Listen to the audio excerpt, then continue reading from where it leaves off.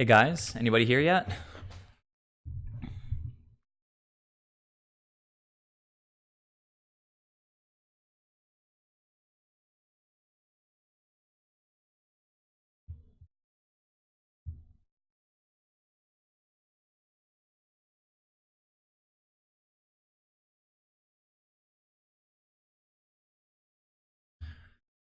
So I'm just going to wait a few minutes for anybody who wants to jump in. If anybody's here already, feel free to chat a little bit.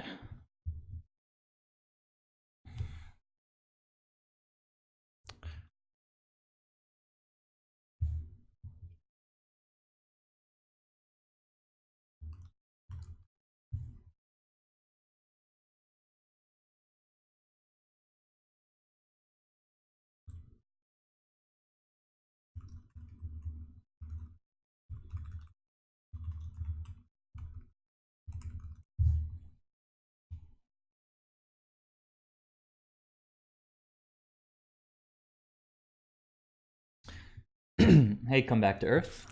Welcome. Thanks very much for joining me. Hey, Mateo. Come back to Earth. Are you do you use a different name in Discord? Because I don't recognize the name.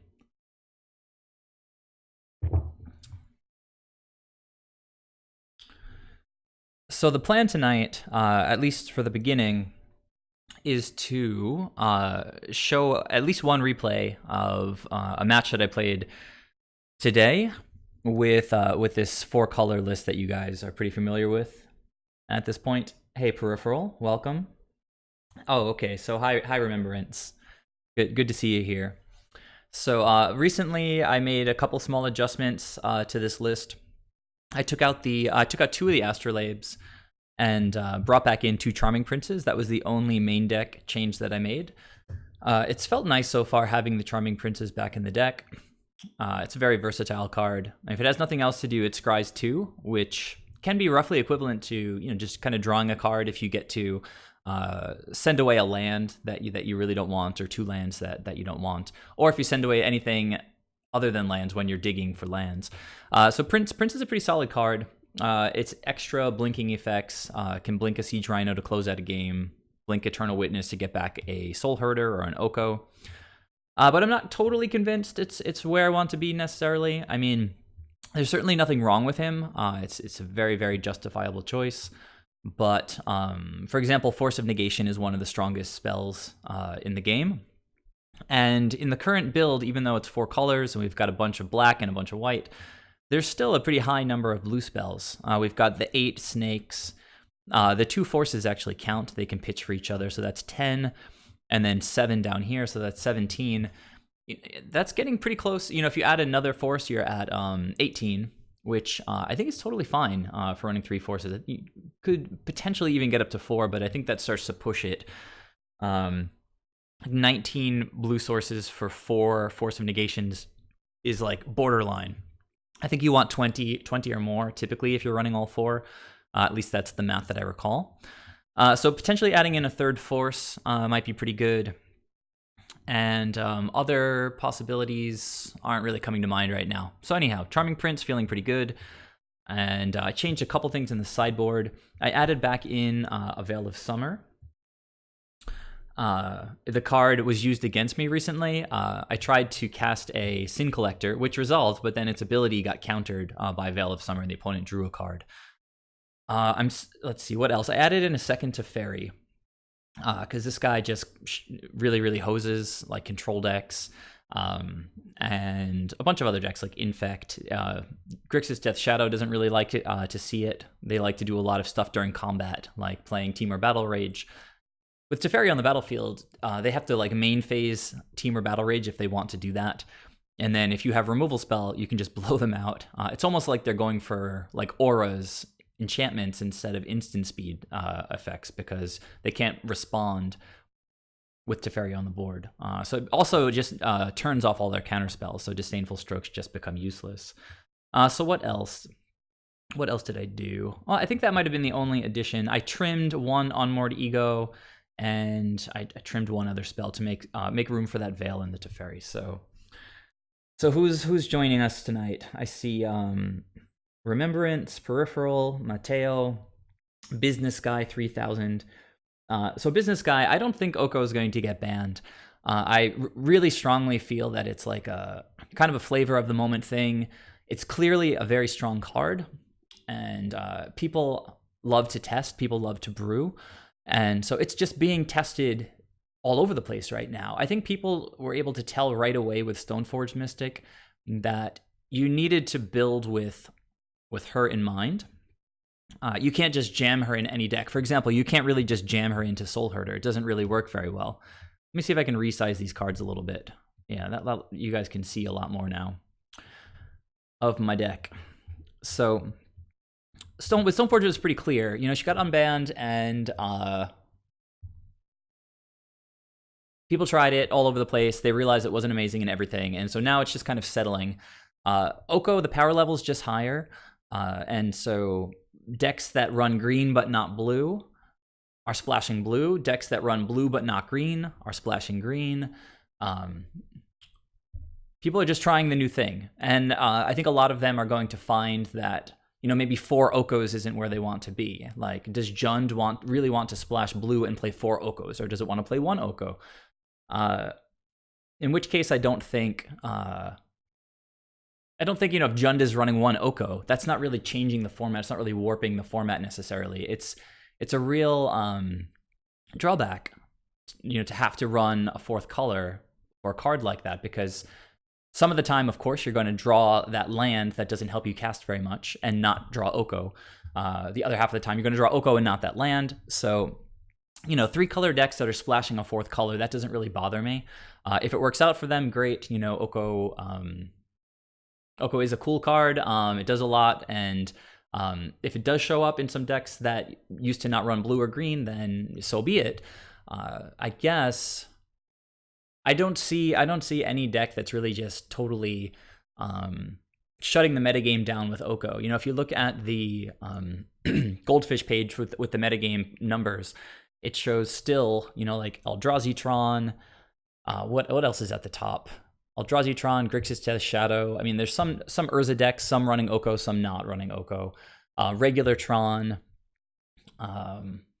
Burn as always.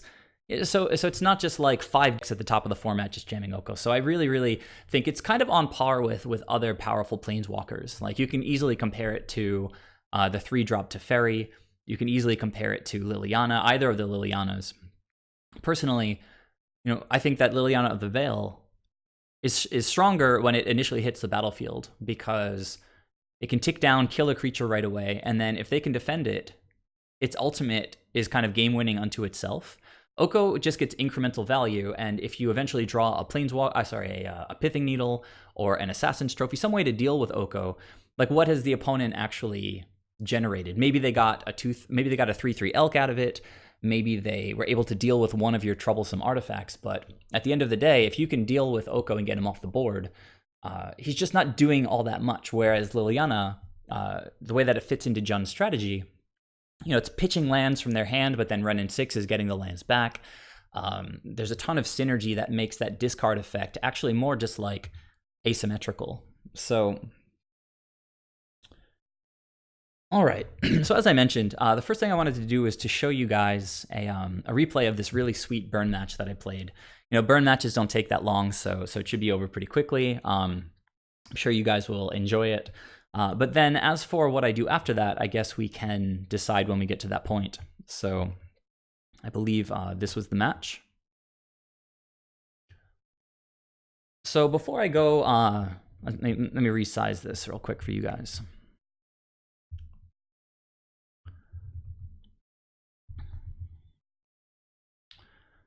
So before I get too deep into this, just want to make sure you guys can hear me okay, right? Microphone's working all right. And I wanted to mention that now that 51 of you guys or so have followed me on Twitch, I've reached a level that they call affiliate, which means that I think I can actually start getting subscribers, which is a little bit different than the way it works in YouTube.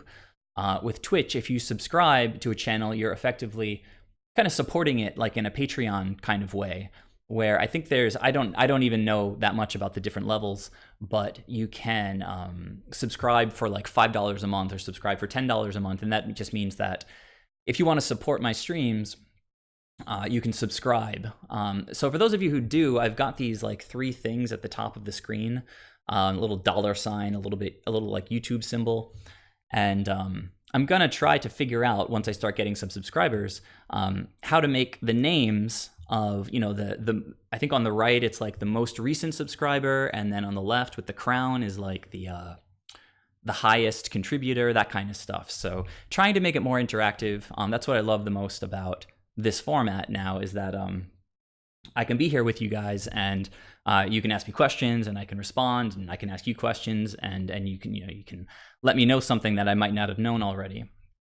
So anyhow, yeah, if any of you are watching now and haven't followed yet, it's a really easy thing to do. All it does is basically alert you when I start to stream. So it's just handy in that way. You'll get like an email or a text message or whatever.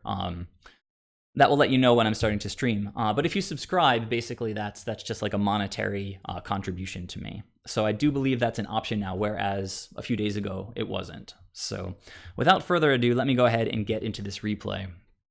So it looks like I did win the die roll. Obviously always pretty good. And this is a keep, right? I mean, we'd obviously want like the 4th land to be something else. But it's certainly decent enough. These basics and the Prismatic Vista are going to ensure that Coatl, assuming it doesn't get Thoughtseized or whatever, will have access to Death Touch. Ephemerate obviously works well with Coatl, and even a turn 3 Oko is still typically pretty strong. So, and I'm on the play, so that's worth noting. Opponent mulligan to 6. So as I go through this, yeah, so business guy, I think you have to poke around a little bit. I guess I do as well. You can Google like where to find subscribe things. Oh, I put a link for sure in like the description of my channel. It's like I say that I play Modern, mostly Merfolk and Soulherder, and I think that there's a link there that can go to a page. I don't know. There should be a big red subscribe button somewhere, but I don't think there is. So hey, Shell Twitch, welcome very much. Welcome and thank you very much for joining me. So I'm just starting a replay against Burn that I played today that I just thought was exceptional. So I'm just going to go ahead and get into it. I just kept this 7, a little bit land heavy, but not terrible. Actually quite good against... Oh, I'm sorry. Is this the wrong match? All that build-up. You'd think I would have remembered what the opening hand looked like. I'm a real pro, so that's why you guys watch my stream, right? Let's stretch this out a little bit. That was hilarious. I was on the play. All right, so this, I did remember mulliganing. So this hand doesn't quite get there for me. Yes, the Astrolabes are redraws, and if I redraw into, say like a bunch of snakes, then it's excellent. Hopefully the snakes will just hit lands, and I'll get Siege Rhinos and Ephemerates and stuff like that. But just have to work a little bit too hard to make that hand work. Now I mulligan to 6, and this is much better. Yeah, Peripheral. I used to watch. I think I've watched every episode of Adventure Time. Many more times than once. I haven't watched it in a long time because I think it's done now. But it's a pretty amazing achievement, I think, as a cartoon. Like they just did so much with that show. So when I was looking through the Twitch options about the animations, I chose Gunther because he looks pretty cool. So anyhow, I don't know my opponent here. This is obviously a very keepable 6. I had to think for a second about what to mulligan, and Siege Rhino is great, but I don't have 4 lands. Hierarch can get killed. So to me, it seemed like Siege Rhino was a pretty straightforward pitch going down to 6. Opponent did not mulligan here. I do have to start off with Overgrown Tomb, taking 2 into Hierarch. So turn 2, a little bit clunky here. I mean, the optimal draw. I guess I can ask you guys what you think my best draw is here. We see a mountain. I already told you it's Burn though, right? So given the cards that I have in hand, maybe given that I'm playing against Burn, what do you think the best draw is here? So for me, I think the best draw would have been Ephemerate, right? Because then I could have played Coiling Oracle, maybe ramp into another land, but still have Hierarch up to be able to blink with Ephemerate. But having not drawn that, I think I still am going to go with Coiling Oracle here. Running out Soulherder in this spot just seemed not that amazing. You can still blink Noble Hierarch, if I wanted to chump block, and it will grow the Soulherder to a 2/2, but it's not getting any value. If the opponent does have like a searing effect that will hit my face and kill a creature, I'd much prefer that they kill one of these two creatures rather than Soulherder. All right, so I don't have an Ephemerate, so let's go ahead, not represent anything. Let's just start getting some damage in. So that's interesting, Peripheral, that you say Oko. So opponent ran straight to combat here, which made me hope that they only had one land. Of course, that's always helpful when Burn keeps the one-landers and they don't get there. But Pilot just waiting until the second main phase. All right, so that's kind of rough. This is one of the cards that we least want to see as Soulherder players. Most of our deck is below 4 CMC, so pretty much every spell that we cast for the rest of the game could, in theory, just hit us for 2.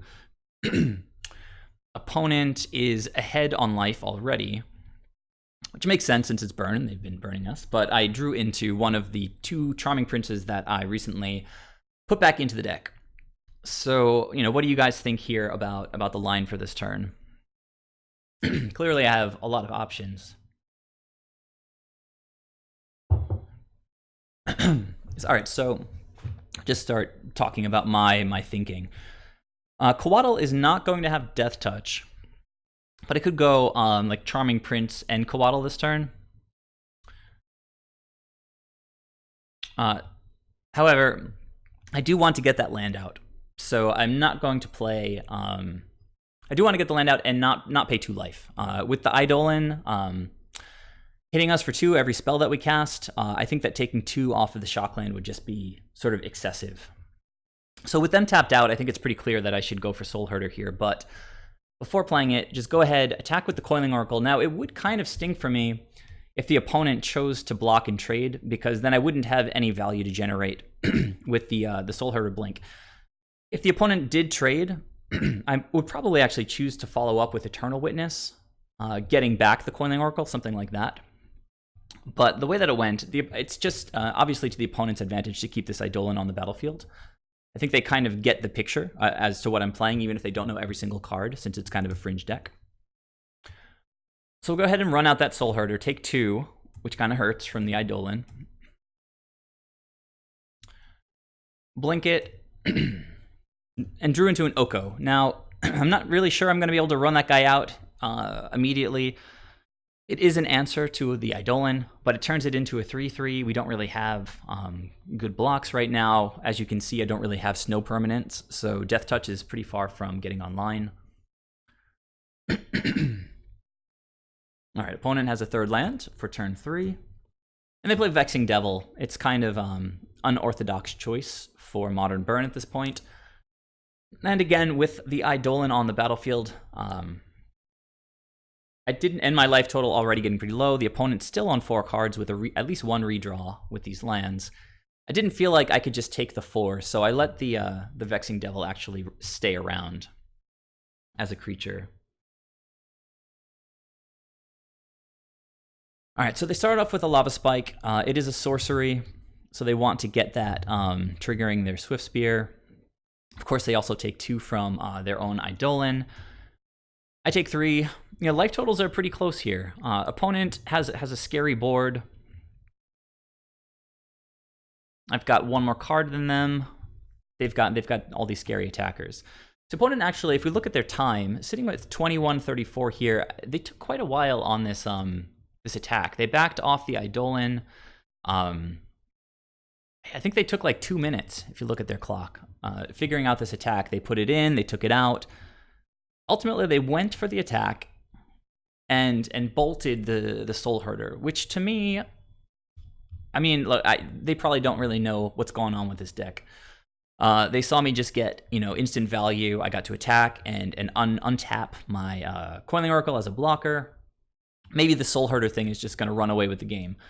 And, to be fair, I could play the Charming Prince, gain 3, blink it, gain another 3, and pretty much just run away with it. So I actually do think it's a pretty good decision for them to kill the Soulherder. But if I were them, I would have at least given me the opportunity to trade, I think, with the Eidolon. Either way, they decided to blow this guy up, which kind of stunk because if they did give me the choice, I don't think I would have blocked. I would have played Charming Prince since they're tapped out and try to gain that 6 life. All right, opponent takes some damage, Soulherder down, and unfortunately, I do have to block this Swift Spear. It's 3 power that I can just prevent by blocking with the Coiling Oracle. It did replace itself already, so not that much damage dealt. So at this point in this game, things are looking pretty bad for us, right? They've got this 4/3. If we Elkify it, it just becomes a 3/3. Things don't get too much better. We're taking damage from casting spells off the Eidolon. They're going to swing in with their creatures. They're going to be up to 3 cards next turn. So then what's the play here? I could potentially have access to as much as 5 mana if I play this untapped. I have, if I open up my graveyard because it's relevant with Witness, I could go get back an Oracle. I could go get back a Soulherder. All right, so while you guys think about that, there is a time delay. So when I ask these questions, you guys get to respond, and then I'm kind of ahead of that by the time you guys leave your thoughts. So definitely going to play the Charming Prince. So I'm going to go down to 6 and then go back up to 9. Charming Prince is great in this spot because Eidolon doesn't have prowess or anything. If they want to attack with that and not have it trade with Charming Prince, they just have to spend a burn spell on the Charming Prince. So that deals with at least one of their attackers. Again, down to 6, up to 9. Not going to pay for this. Now, getting Oko down sort of seems reasonable, but again, they have a really menacing board state right now.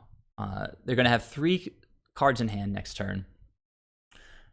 And if I don't have blockers down, turning any of their creatures, even the Eidolon, into an elk is not really, I think, a recipe for success, because then I'm going to be chump blocking rather than trading.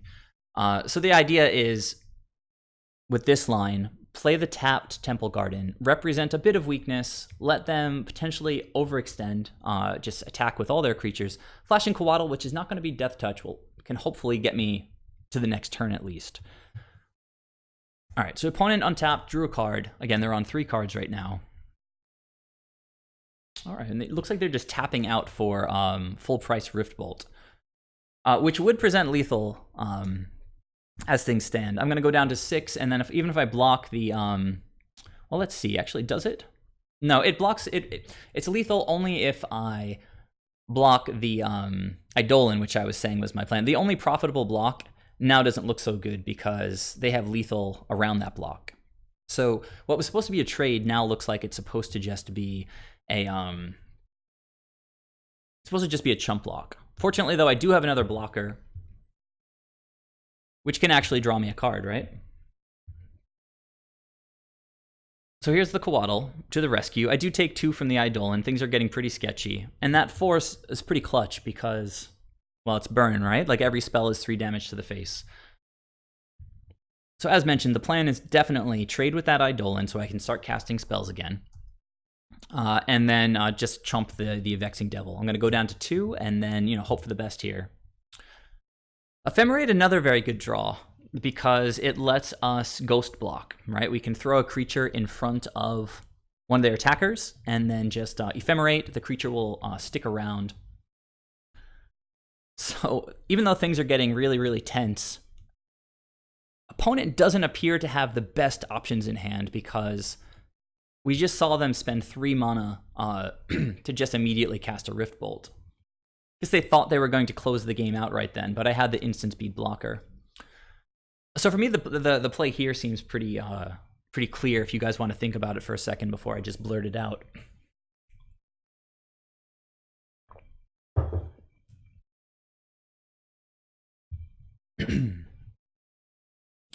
All right, so I mean, for me, the play just seems to be slam Eternal Witness, get back Charming Prince, which will just claw me out of the game. Claw me back into the game is I guess what I'm trying to say. Force with pitching Oko can hopefully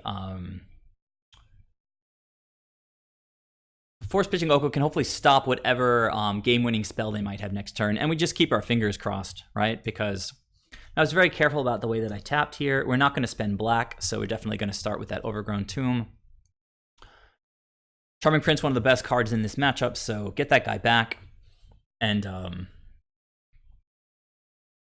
pass the turn, basically, right? So opponent plays Untapped Stomping Ground, which seemed to me to represent like two spells that cost 2 CMC each, sort of like a Boros Charm and a maybe a Lightning Helix plus something else. But we haven't seen any green mana yet, so it's kind of a weird thing to see in Burn these days.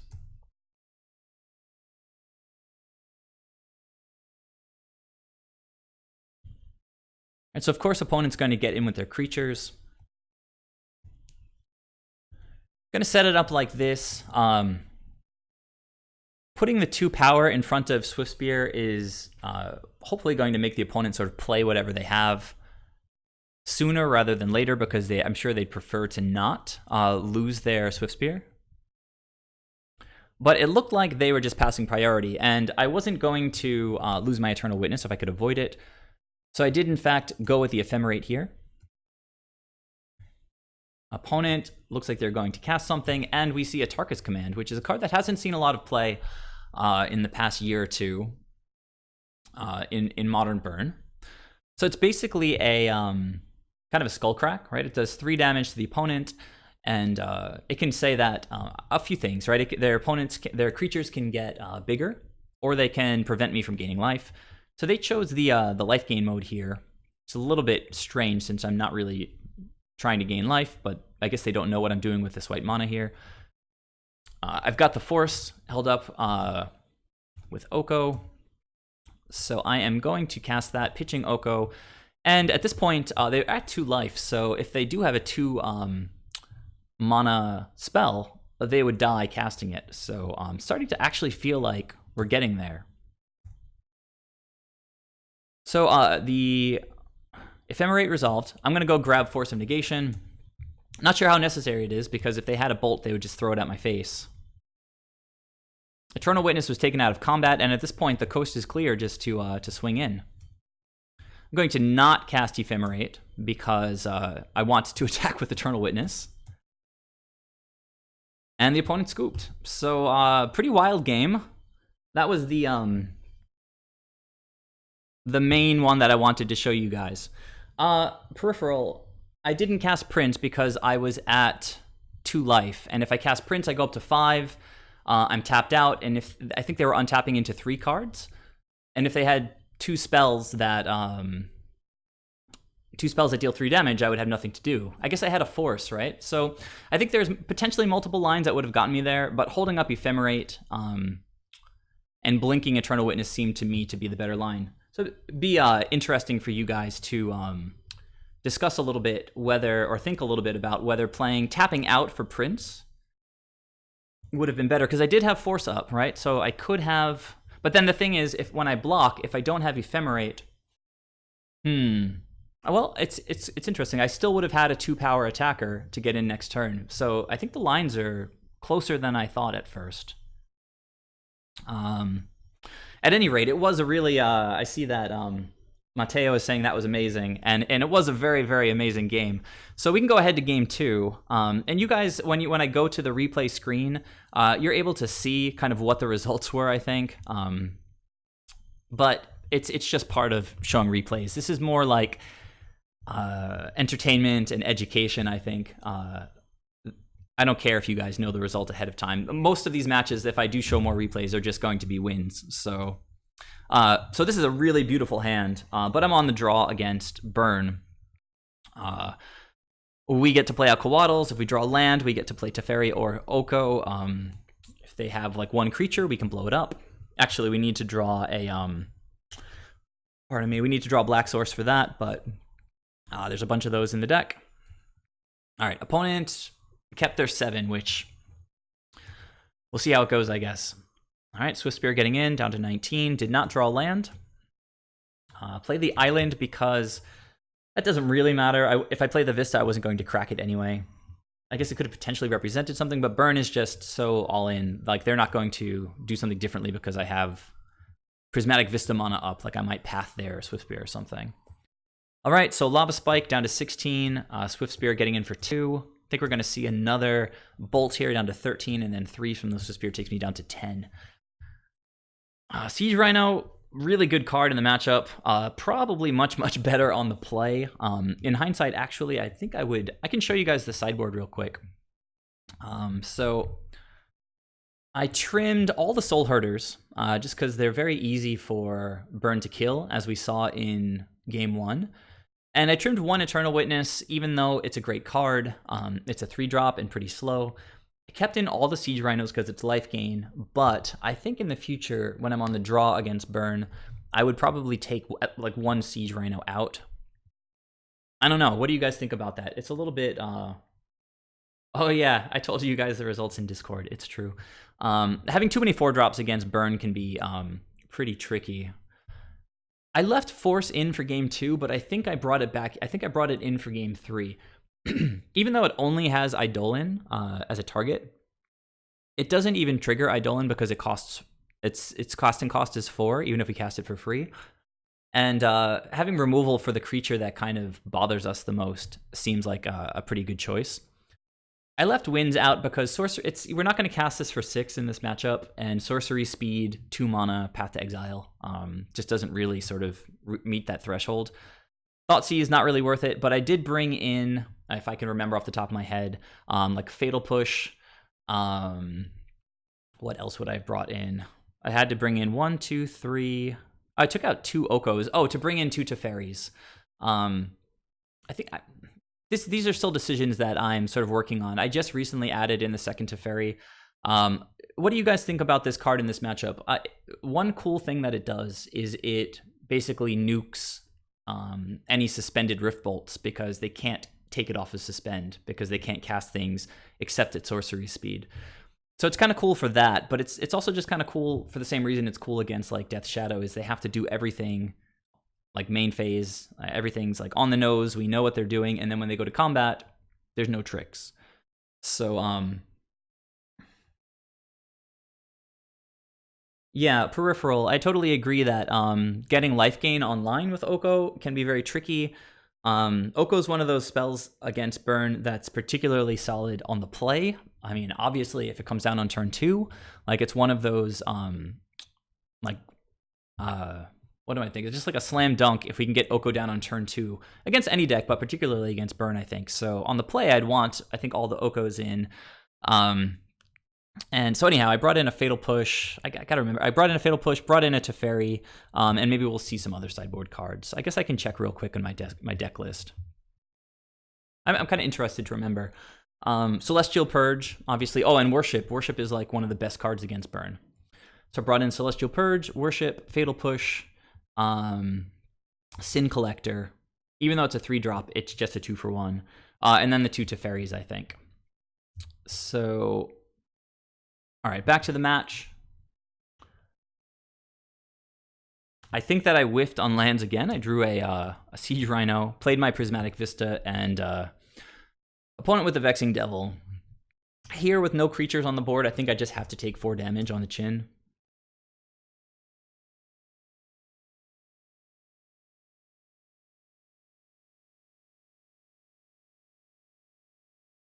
So I'm down to 6. Opponent has a Swift Spear. I guess I'll go ahead and flash in the Coatl, even though I'm not totally sure if I want to chump yet. I want to see what I draw. Oh, the opponent, okay. I had a sneaking suspicion that the opponent had what they had. All right, so it's a Searing Blaze. So if we just review what happened in this game, it was, I believe, turn 1 Swift Spear, turn 2 attack, Lava Spike, Lightning Bolt.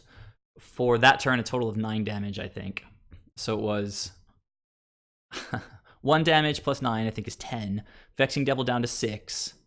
And now, at this point, I cracked the Vista, so I was down to 5. And now it's Searing Blaze for 3. Swift Spear for 2. I don't know that I've lost to Burn on turn 3 before, but it happened this game. So that was pretty insane. Opponent didn't apparently like the result in game 1, so they just came back and like uppercutted me in game 2.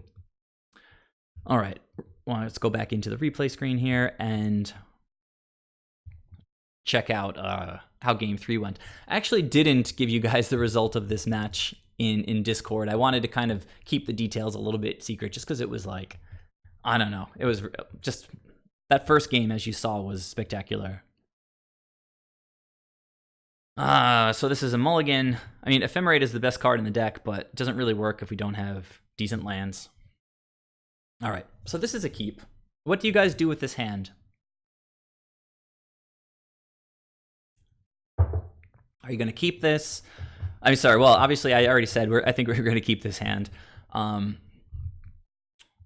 guess the question is, what card are you pitching?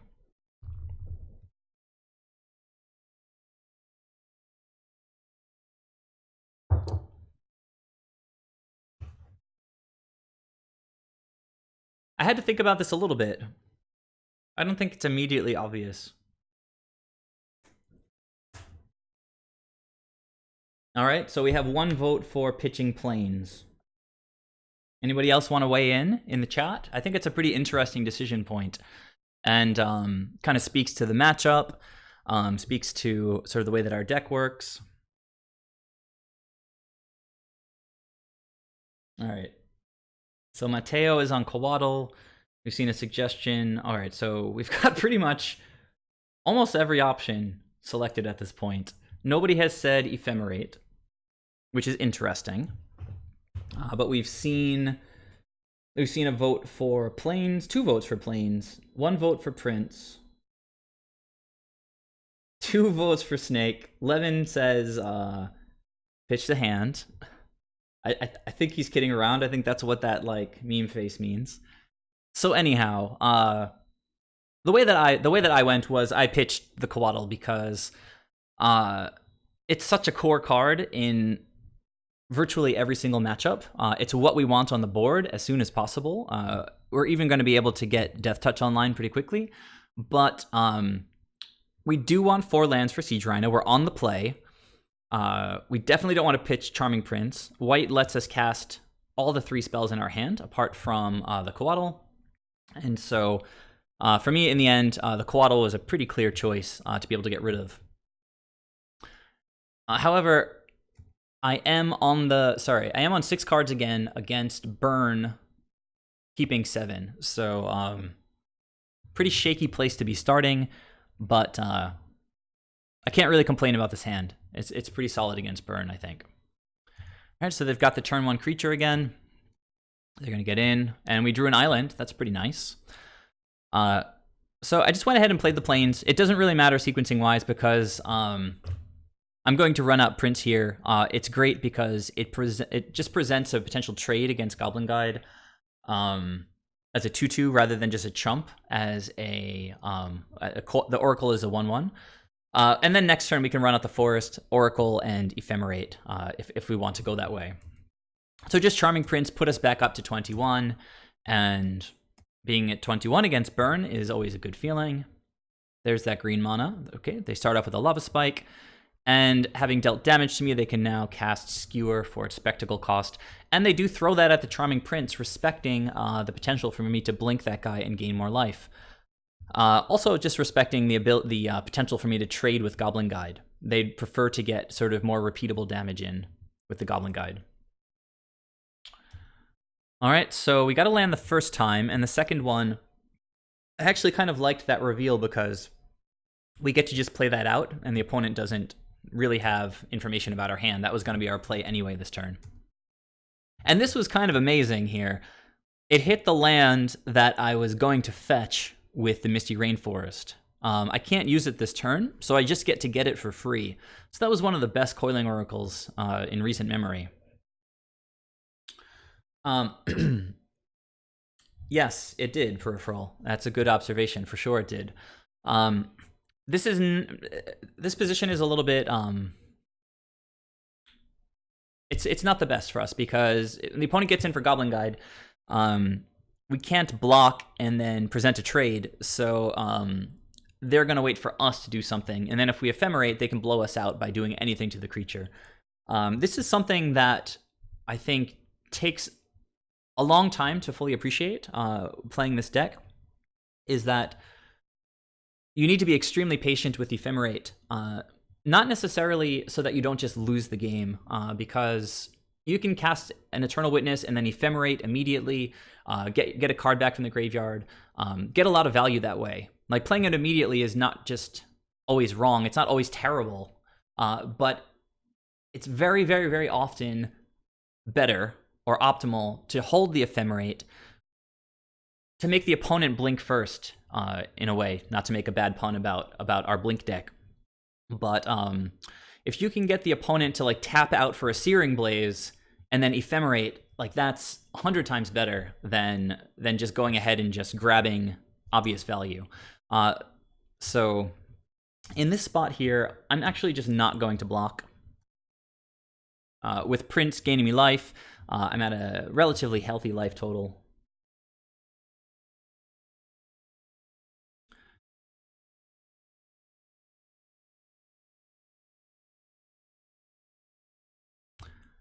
All right, so what are they following up with? Okay, I think they suspended a Rift Bolt, so we can keep track of that, and I'm at 14 life. Untap and draw a Prismatic Vista. Now, we have to be careful just running out Vista when doing our mana math for the turn, because I only have one each of Plains, Island, and Swamps. So since I have a Plains already on the battlefield, if I ran out Vista right away, I would not be able to double white. And we see that I'm going to want to do that this turn since I've got the Siege Rhino in hand. So I'm going to pay 2 for this Temple Garden, which I believe was in my hand from like last turn. Just going to go ahead and jam that Siege Rhino. Okay, opponent's got the Atarka's Command. This is actually a really nice flexible card in Burn, and it's just kind of happenstance. I think that the majority of Burn players have gone towards Boros. They do have nice options like Lightning Helix and Boros Charm, of course, but Atarka's Command can be a huge blowout a lot of the times. The flexibility, it can pump their creatures, deal damage to the face, but then additionally, it can just be a Skullcrack. And that's what it is here. So I'm not going to, unfortunately, be able to gain any life this turn off the Siege Rhino. So I stay at 9, and I can't just go ahead and Ephemerate right now. So I'll just go ahead and I think get in my attack with Coiling Oracle, and then see what the opponent's got this turn. Actually a little bit scary because they've got a Rift Bolt coming off Suspend, as I mentioned, and then they're going to have 3 cards in hand with a bunch of lands. All right, so Rift Bolt goes to the face. I go down to 6. At least one of the 3 cards was a land. Opponent goes for Lava Spike, so I'm getting a little bit nervous. 1 card left in hand, and this is actually a pretty okay spot, right? Because if they do have a burn spell, I can just respond by ephemerating the Siege Rhino. If they slow roll a burn spell, it's also sort of okay, but then I have to draw well because this is a great example of blinking first. So if you know, they go to attacks, I block and ephemerate the Siege Rhino just like for no stupid reason, then they would just throw their burn at my face and I would just lose with ephemerate on the stack. So if they have a card in hand, I'm not using this ephemerate if they're not tapped out, if they have any mana left up. But they thought about it for a while, and then they're going for the Atarka's Command. So this would obviously kill me. Gonna go ahead and ephemerate with that on the stack. It hasn't resolved yet, so I can gain life. I go up to 6, and that saves me because the Atarka's Command takes me right back down to 3. Opponent knows they can't attack into my gigantic Rhino. And then I get another blink on Rhino. Back up to 6 life. Opponent only with a Goblin Guide on the board. And this draw here was just massive. And you guys can see why I play this card. So I actually decided to just run out the Oracle first. Sequencing doesn't matter a ton. The opponent's empty-handed. Hit another land, that Windswept Heath. We'll get another basic and then Slam Worship. And this is just lights out for the opponent. I can just crack my fetches now because my life total no longer matters. All right, opponent cycles the Fiery Islet, and then they scoop. So Worship, a really, really powerful card against Burn. The first game in that match was really absurd. It came down to like every last little life point mattered. Charming Prince did a great job in the entire match, and then it was just nice to have Worship kind of close things out. If I hadn't drawn Worship, I probably wouldn't have cracked the fetches that I did, and I would still be at 6 life, which is pretty healthy. The opponent did cycle that land, and in order to sort of kill me, they would need to draw into 2 burn spells right away, and I could draw more life gain, I could draw more Ephemerates. So even once the Ephemerate resolved on Siege Rhino, I was sort of sitting pretty, but it's still kind of sketchy. The Worship just kind of ended the match on the spot. So I hope you guys enjoyed the match. I figured you would, so I wanted to show it on the stream tonight. So now, I guess there's options. I had a great league. I played most of the matches yesterday, I think, or maybe the day before. I went 4-1, and I played against Grixis Shadow twice. I played against Eldrazi-Tron, Infect, and some Bant Planeswalkers deck. So if any of you guys want to see, for example, a replay against Eldrazi-Tron, we can go through it like we just went through this one. That was a pretty interesting match, I thought. Also, this is the second match of the current league that I'm playing. And I played Green Tron in the round before it, and that also went pretty well. So if you guys want to see replays, also, I don't know if you guys are interested in seeing how the Infect matchup plays out, but that's generally a pretty good matchup for us. If you want to see replays and sort of talk through it like this, I think it's fun. I like the format of asking you guys your thoughts. But if you don't want to do any more replays, I can just jump into like the 3rd round of this league and just play some live matches. So I'm just gonna wait for you guys to respond, and I'll do whatever you guys want.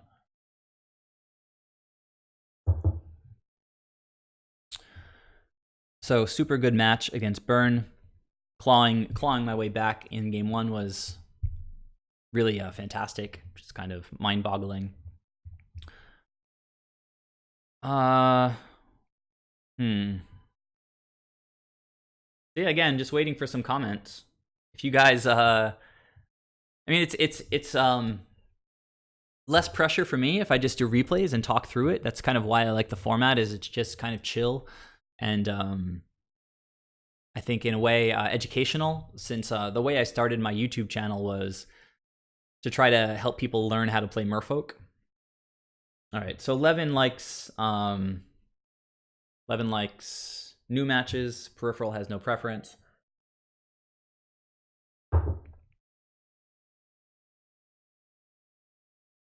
Anybody else?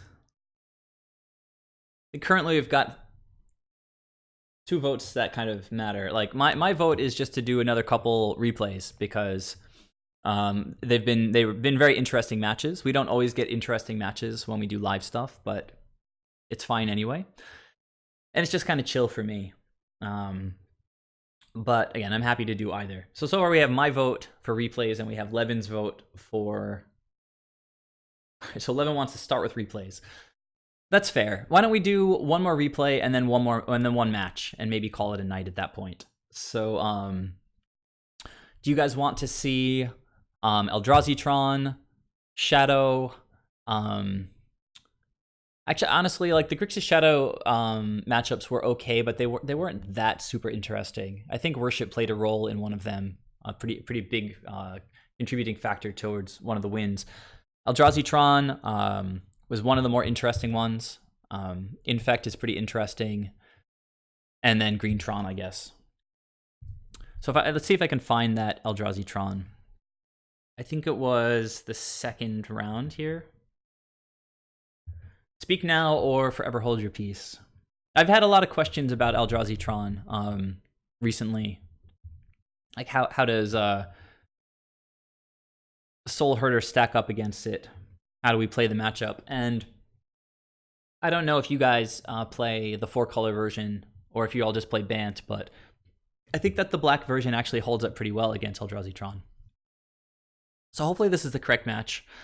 And yeah, this hand just looks ridiculously good, so I'm going to keep.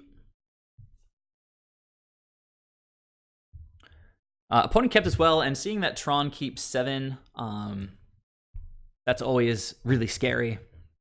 So they're running out Tron land into Expedition Map, which is their sort of primo opening. Fortunately, we also have our best opening into, Forest Hierarch. So to respond to Come Back to Earth, who is named Remembrance on the Discord channel, for those of you guys who have seen him around. I think he just joined the Discord in the last couple days. Would you say that there are matches where Bant is better? It's a good question. I think actually Bant has to be slightly favored against Burn because 4-color has to take a little bit more damage from its lands. Similar answer for aggro matchups, I guess, in general. But it's not too much because you make up for it with a little bit of life gain with Siege Rhino. Both decks have Force of Negation, so the Burn matchup kind of is what it is. Both decks do have fetch lands and are going to take some damage off of their lands. But that's the general axis that you determine whether something is slightly better for Bant or slightly better for 4-color. If it's a really fast aggressive matchup, then it's probably going to favor Bant, but only by like a few percentage points. But on the other hand, some matchups lean just really heavily towards 4-color because they have access to tools that Bant does not, namely Assassin's Trophy. But then really, my sideboard has a lot of tools that Bant doesn't have access to. Like Thoughtseize has been massive in a lot of my matchups. One of my matches against Infect, they ran out Spellskite on turn 2 instead of their Infect creature because they wanted to be able to protect their Infect creature when they played it, which, makes sense. But then I Thoughtseized them, and I took their only Infect creature out. And, this is just a way, I would not have been able to kill their Infector because they had the Spellskite down. So Thoughtseize is huge. Bant doesn't have access to that. Sin Collector has just been awesome. There's so many decks that play really powerful instants and sorceries. So you play Sin Collector, you get a 2/1 body on the battlefield, which is what it is. If there's an empty board, you can just swing in with it, do a bunch of damage. But you get the creature and you get to take a card out of the opponent's hand. If you see a bunch of scary stuff, you can ephemerate it and take more scary stuff out. Actually, I trimmed the Plague Engineer recently, I think, to make space for the extra Teferi because this card has been a little bit lackluster. But if the metagame shifts and some tribal deck goes straight to the top, then Plague Engineer is an amazing choice for black. And Fatal Push is also just an exceptional card to be able to grab from the graveyard and keep recurring with Ephemerate and Eternal Witness. So yeah, Peripheral, that's a good point. I only have the 2 forces, but I am going pretty heavy on the Disdainful Strokes in the sideboard. So matchups where we're going to want counter magic, like combo matchups like Ad Nauseam, Disdainful Stroke is going to do a good job backing up Force against. The real reason I have Disdainful Stroke is for matchups like Tron and also for like Titan decks. So yeah, I'm only running 2 forces. I think I mentioned at the outset of this stream that I'm thinking about going back up to 3 forces. But anyhow, there's not... I tend to prefer 4-color by a large margin right now just because the black does more to help the deck. Like by a large margin, I think, than it hurts the deck. That's why I enjoy playing it. It just seems like it's a big bonus, basically. All right, so opponent's got Tron on turn 3. It's kind of a bummer.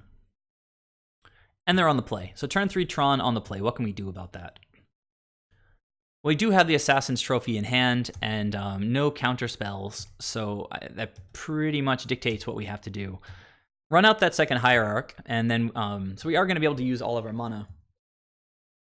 Put a stop on the opponent's upkeep.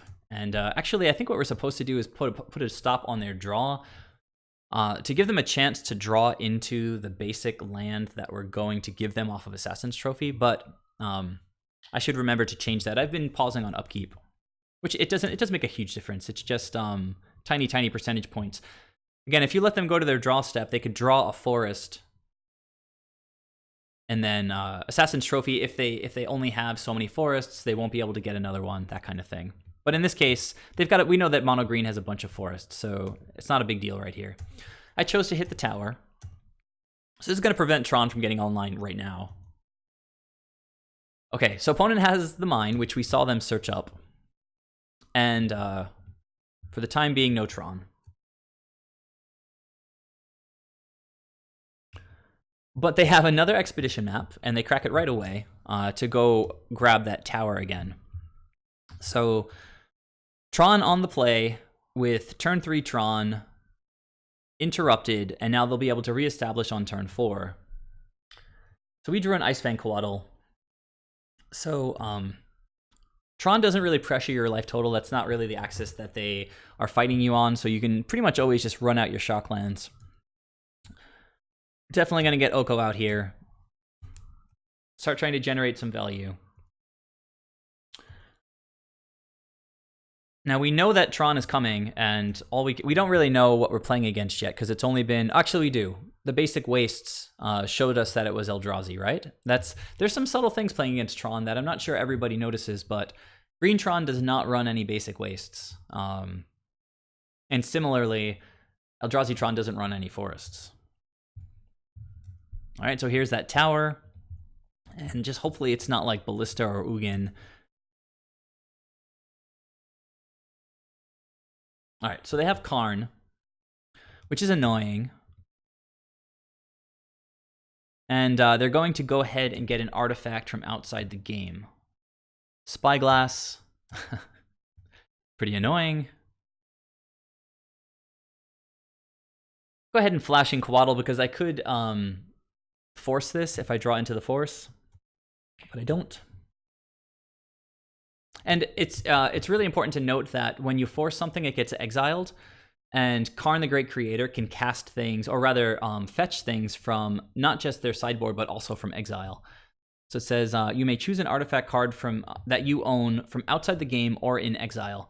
So in this matchup, you actually prefer to have cards like Disdainful Stroke, because when you counter something, it goes to the graveyard instead of to exile. Like, imagine you have 3 forces and the opponent gets Mycosynth Lattice. You can force it, they can fetch it again. You can force it, they can fetch it again. And they can keep going until you run out of forces, and then you're going to get latticed in the end. All right, so my Oko has been shut off.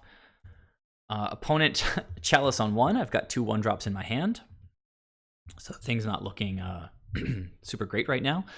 Fortunately, Icefang is going to just be able to get this Karn off the table. So that's one upside, I guess. Okay, that wasn't the best draw, but we do have an Oracle to hopefully rip something good. All right, another Icefang Coatl. It's going to be another redraw.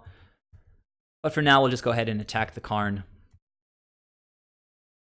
No, Brick Levin, you can't name food. I'm not sure if you know that. This is not a card, it's a token. You can't name that.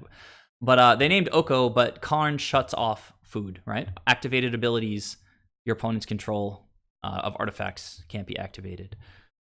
But Karn is going to hit the deck here, and my food will once again be activatable. All right.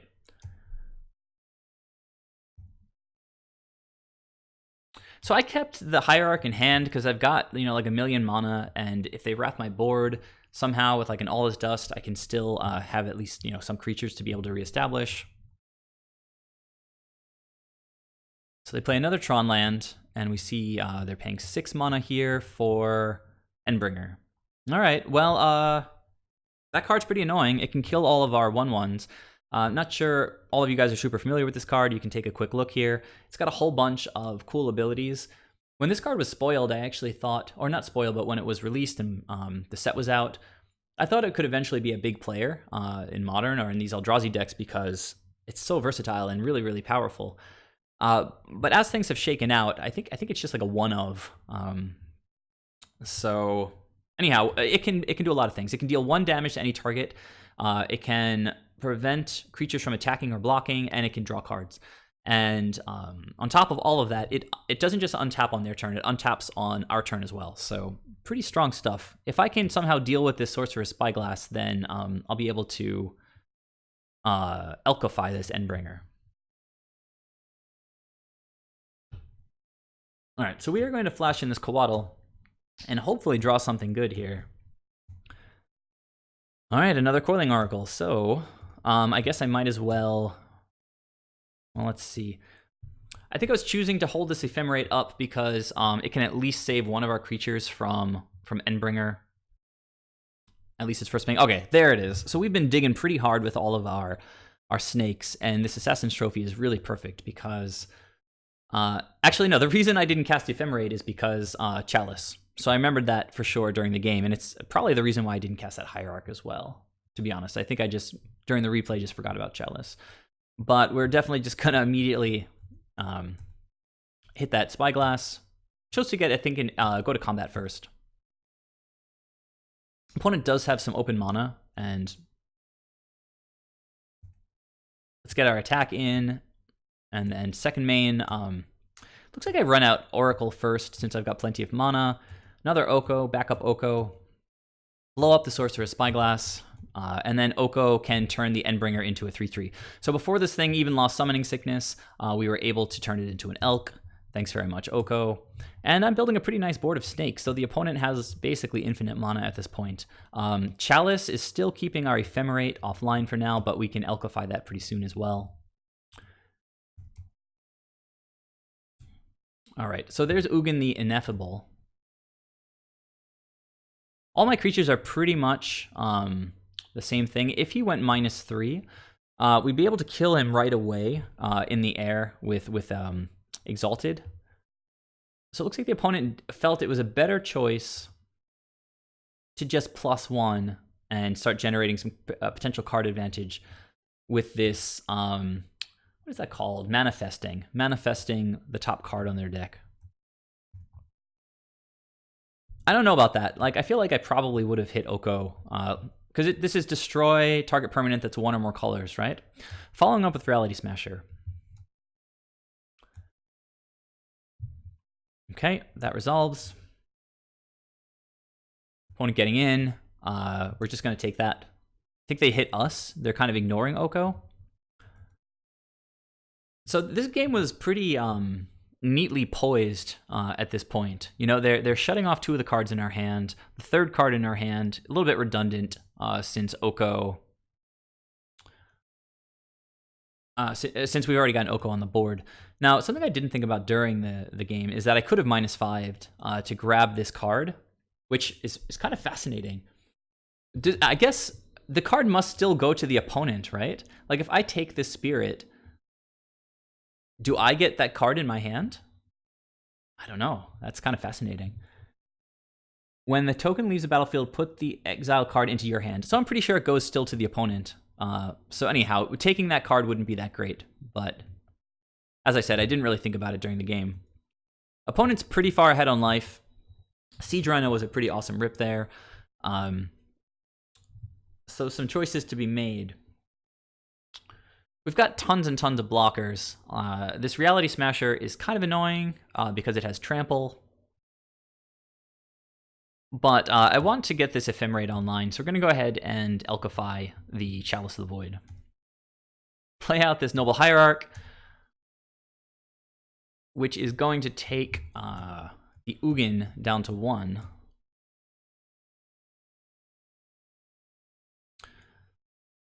Which I think is important because it was sitting at 5, and we don't really want to let it destroy any of our permanents. So, or really, we don't want to let it destroy Oko, or Siege Rhino for that matter. So, take it down to 1. Jam Siege Rhino, hold up Ephemerate, and at this point, the only thing that's really threatening is the Reality Smasher. Gaining a bit of life. You can definitely appreciate that in this board state. So opponent manifests another card. They get a spirit, a 2/2 spirit. Okay. Getting in with everybody here. So how do you guys line up blocks here?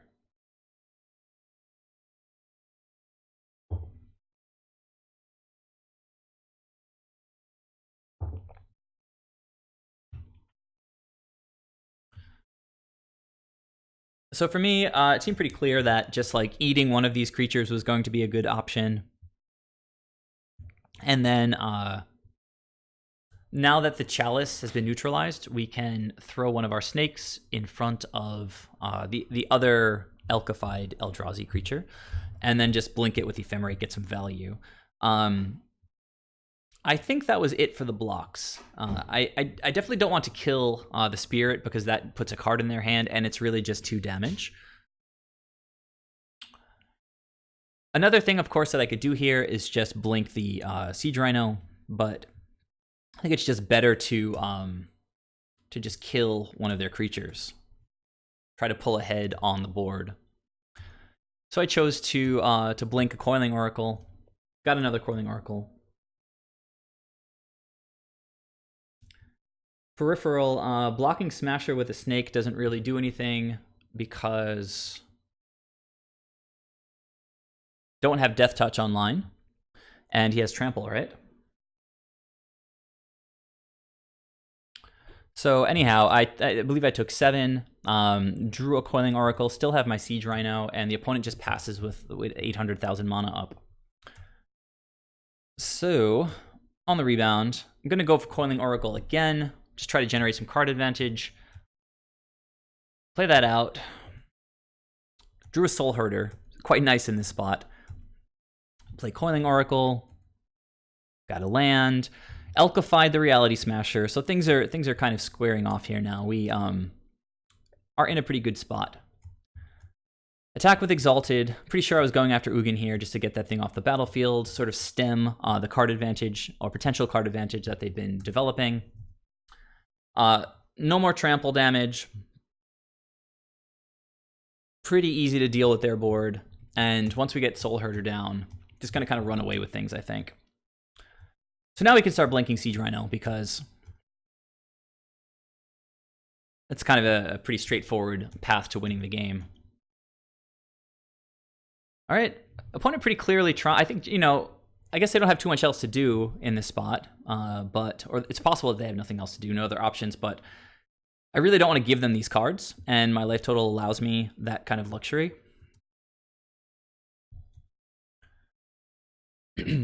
So without killing it, I still throw a creature in front of it. I'm not particularly... Sorry, I should mention, after I played the second Snow Basic with 2 Coatls out, they both have Death Touch now. So we're going to be able to kill both of their big creatures and then leave the spirits around. I could take 4, but I guess they could play... If they play Ugin, I've just kind of lost the game. But they could play Ugin and then Lightning Bolt me, but that wasn't really why I blocked like this. I just felt like I have... just throwing everything in front here. That's interesting. I guess between Siege Rhino attacking and then blinking, I felt pretty confident because we do have triple Exalted here with Hierarch. Okay, Scavenger Ground, and crack a fetch.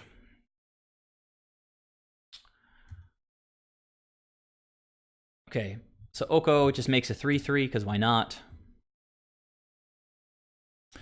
All right, so attacks here is 4, 7, 9, and then we'll have a blink with Siege Rhino, and that's just good game.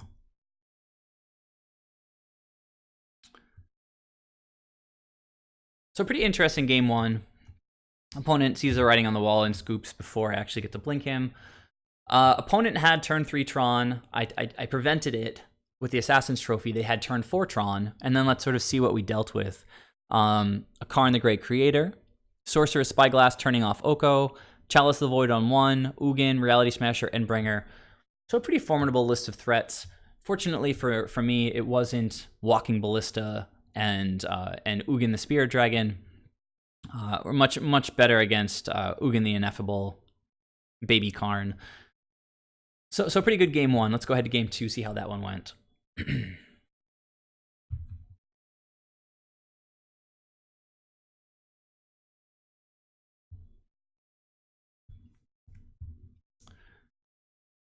All right. Do you guys keep this? Do you ship it?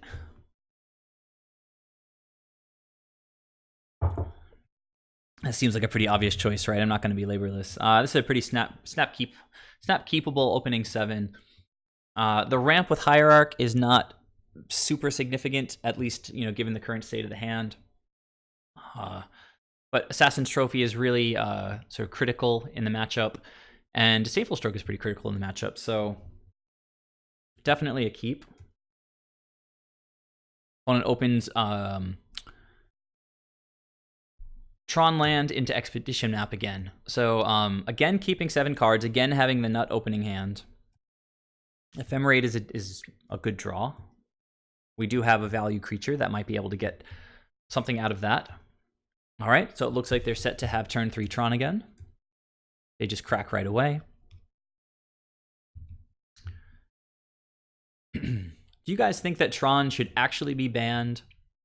Or do you think that it's kind of memey that when people say that, and it's like, okay, it's a good deck to have in the format for whatever reason, and we shouldn't actually ban it?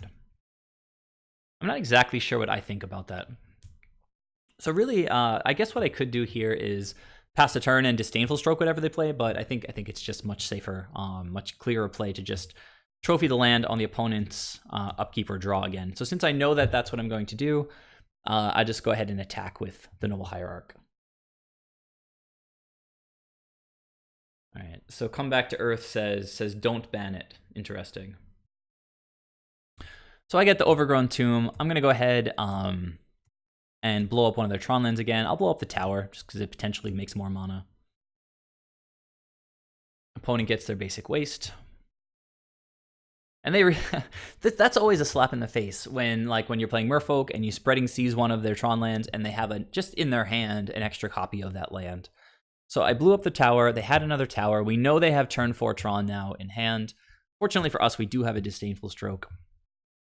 Let's see what the opponent's got with 3 mana here. So this is the upside for us playing against Eldrazi Tron, is they play garbage like Matter Reshaper.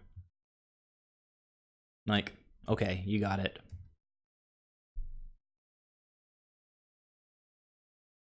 I mean, people probably say that against Soulherder, right? Like, we play all sorts of garbage. It's not really meant to be derogatory. It's just that this card is very easily dealt with, I think. Like, it only triggers when it dies, right? So exiling doesn't do anything. I don't know. I've never really felt that Matter Reshaper is a very scary threat.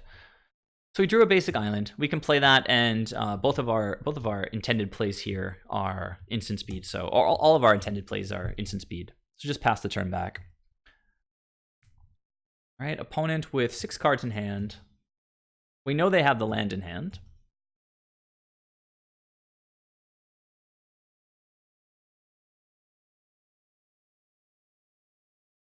That's an interesting take, Peripheral, that it's so prominent in the format that it just shows up on stream all the time for high level coverage. I mean, I guess that's true, but I don't know. Maybe I haven't been watching as much coverage lately, so I can't really weigh in on that so much. So, all right, opponent does have 8 mana here. Let's see what they choose to go with. Another Matter Reshaper. That's great. I love it. And Expedition Map, also fine. And we can just go ahead and actually flash in both of our Coatls at this point. And a Soulherder. So something that kind of gets... I'm going to pay 2 life for this, by the way, because we are going to want to play Soulherder and hold up Disdainful Stroke. Sorry, I lost my train of thought. What is Bricklevin saying? It gives the format a clock. You can't go into Modern with a mid-range deck trying to land threats turn 5 and later. Well, that's fair, and it's kind of my my stance too is that Tron, people call it like a control deck, a combo deck, a control combo deck, a ramp deck, whatever. But at the end of the day, it's kind of Tron. Like Tron is an archetype at this point, I think. Like big mana, right? And I guess there is a couple of big mana decks if you count Amulet Titan, but really Tron is kind of in a class of its own. And if you ban Tron, the format loses not just, I don't know if I meant to say archetype, if that's what I said. I meant to say a fundamental deck type, such as control, aggro, mid-range, control, aggro, mid-range combo, and then you just have like Tron kind of as its own thing. So if it gets banned, it's not, we don't just lose a deck, we lose, there are these like, that used to just be like a triangle, like you'd have aggro beats control, control beats combo, combo beats aggro. And then it's developed since then, mid-range is obviously plays kind of a role in that. Tron and other big mana decks kind of fit in like combo control kind of zones. But then you also have other kind of blended archetypes like Tempo, like Merfolk is an aggro control deck. So again, the point I'm making is that if you ban Tron, you sort of take out a lot of gameplay from the format. And I don't know that that's the best thing to do. It's like when people talk about banning Oko. It's like I'd much rather see Wizards just print like a 2 or 3 casting cost artifact that says Planeswalkers can't be activated, right? Like, how awesome would that be? I mean, you have some decks that are just jamming like 4 Okos, 4 Teferis, 4 Jace, like those Planeswalker decks. Like, there should be a hate card for that kind of a deck. And there's currently not really that kind of a thing. I mean, with like a Pithing Needle or Spyglass, like you get to turn off 1 Planeswalker. Like, why is there not an artifact that does that yet? I feel like it's just kind of an obvious card to print. So I wouldn't ban Oko. The point is I would print really strong Planeswalker hate. All right, so we're going to get in with Exalted, leaving back one of our Death Touch blockers. And then we'll actually have 2 Death Touch blockers back because Soulherder is going to blink this guy. Though I'm not really sure we're going to block, to be honest. Let me catch up with your guys' comments here.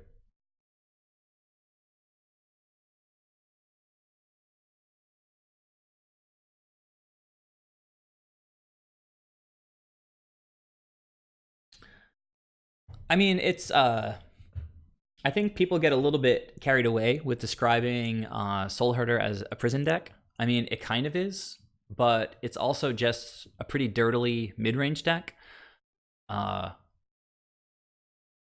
Even when we have kind of a lock going, it can be interrupted pretty easily with, like removal on Eternal Witness in response to Ephemerate. So it's not like a prison deck like Mono Red getting Blood Moon and Ensnaring Bridge, or any version of Tron getting Karn Great Creator into Mycosynth Lattice. It's not a prison deck like that. I understand the idea, and I totally agree with it, that we do our best to lock opponents out of the game. But comparing the prison aspect of this deck to any other prison aspect in Modern, I think is incorrect.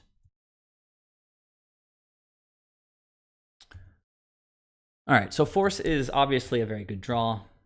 Soulherder was also a very good draw. Opponent's going to go get another land. I believe that they got Blast Zone, which is kind of stupid in this position because we've got nice diversity of casting costs.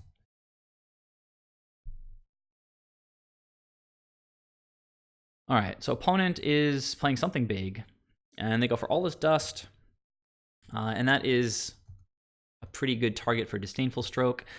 Means that they just spent their entire turn getting countered. There's that Blast Zone.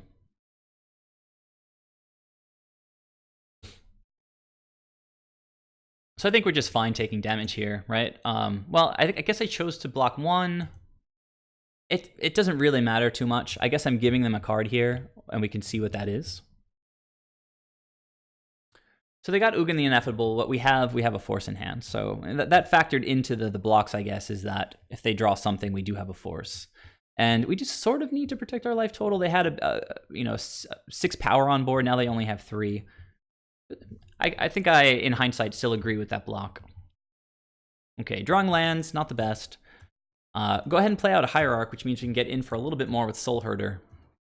We can actually hard cast Force of Negation here.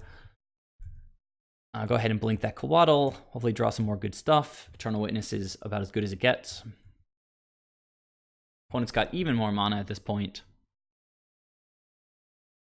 They're starting off with something relatively small. Chalice of the Void on X equals 2. I guess they saw Disdainful Stroke. I guess they saw Assassin's Trophy. And the snakes kind of lured them into playing X equals 2, which obviously works out really well for us because we've got 3 drops and 1 drops in hand. So yeah, you got it, opponent. Following up with the card we know about, I believe, which is Ugin the Ineffable, which I was saying we actually can hard cast Force of Negation here. So I say no to that. We don't know any cards in their hand currently, but they're sitting on 2. They've got this Blast Zone kind of sitting there doing nothing. It can kill 2 of our Hierarchs, which is reasonable, I guess. Not going to block this thing here. Oh, I guess I am. That's interesting. Yeah, I have Ephemerate, of course. I'm getting a little bit ahead of myself, talking about the opponent's hand. Should worry about my hand a little bit too. I do have an Ephemerate. Definitely want to cast that thing. Draw more cards. So Oracle is solid, and we'll of course get the rebound.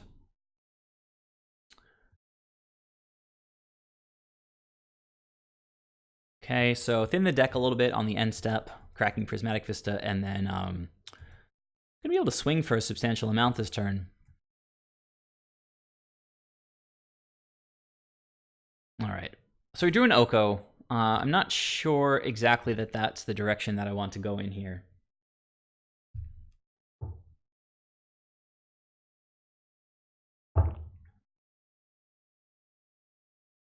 Yeah, Brick Levin. I agree with the idea that Time Warp added a bit more prison-y element to it, but at that point it's not really prison, right? It's just an infinite turn combo. Like, do you call like mono blue turns? Is that a prison deck, or is that just combo deck? I think it's just a combo deck. So I was just saying I don't think Oko is necessarily the path here. I think I'm going to swing for a bunch, play Witness. Ideally I want to play Witness, get back Ephemerate, cast it, and get Force of Negation, which will be able to hopefully stop whatever the opponent does. I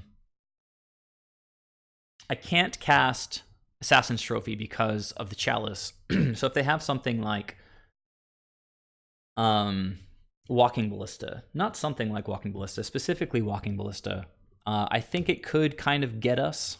They currently have 2, 4, 6, 9, 10, 11 mana if they play another land, 12. So make it like a 6/6 Walking Ballista. Could pretty much just end the game. Could wipe our board more or less, and then I can just Elkify it. Could also just make it for 6 and go to the face. I mean, we're not at the healthiest life total. Point is that I'm not going to grab any 2-drops with Eternal Witness. So I want to play Eternal Witness, get back Force of Negation, get back Ephemerate, get back Force of Negation, and then basically stop any Ugins or Karns that the opponent might draw. So double Exalted, swing for 7, opponent's going to go down to 6. Now, I mean, another line to take is Oko, Elkify the Chalice, but without getting Force back into hand or access to it with Ephemerate, we sort of definitely drop the shields, which is not something we want to do if we can avoid it. So even though Oko seems kind of awesome here, it's just too greedy. So tap the lands carefully, go get back Ephemerate, and then we are going to be able to Ephemerate right now.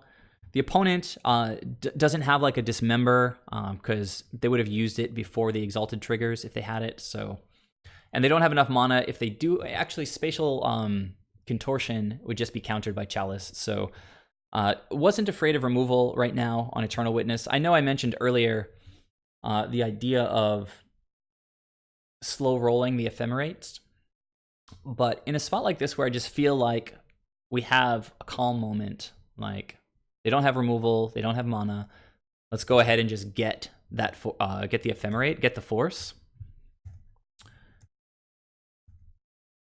it's just great, right? So we've still got a huge creature on the battlefield.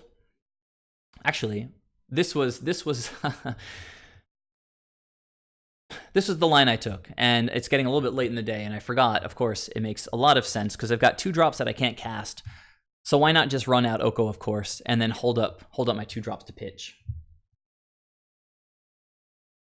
So things looking quite good for us now. Pretty much the only out the opponent has is Walking Ballista, but we're getting quickly to the point where we're going to grow Soulherder so big that it just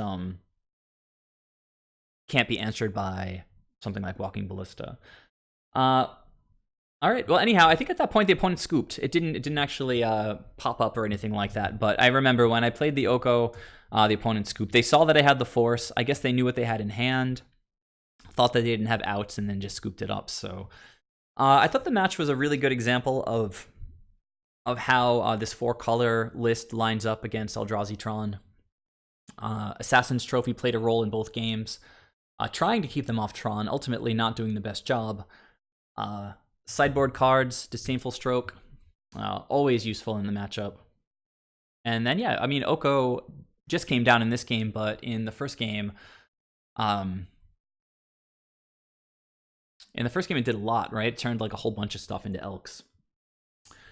So anyhow, I hope you guys enjoyed that replay as well. I thought that was a fun match. Thought it was a very strong performance by the deck. And yeah, I'll go ahead and actually just play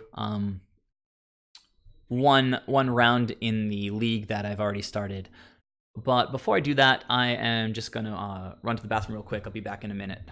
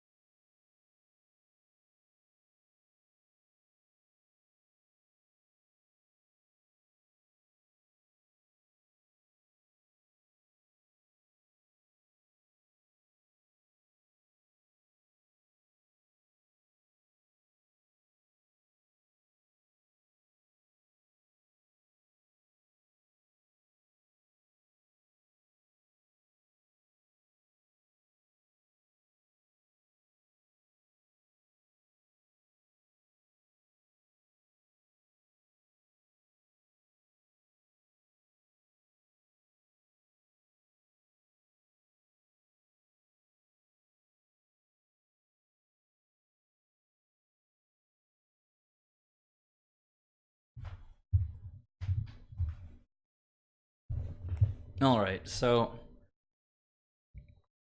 getting a little warm in here.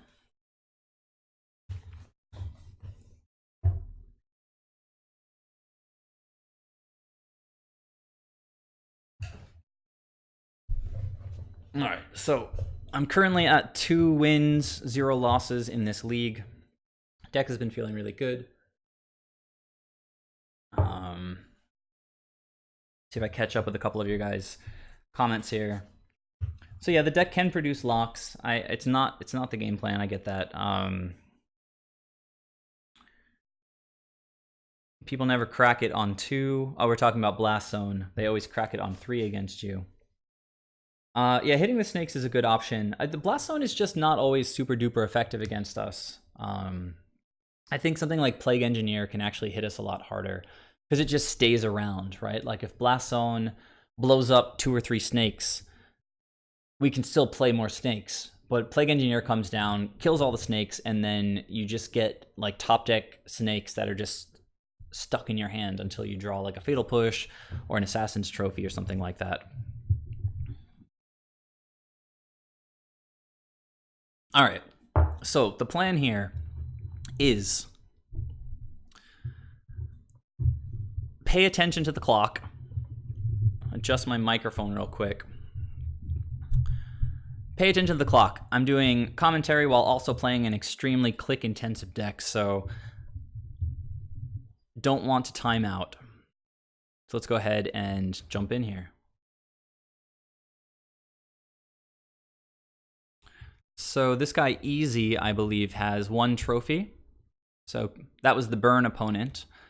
And then before him was Green Tron, this guy Madman.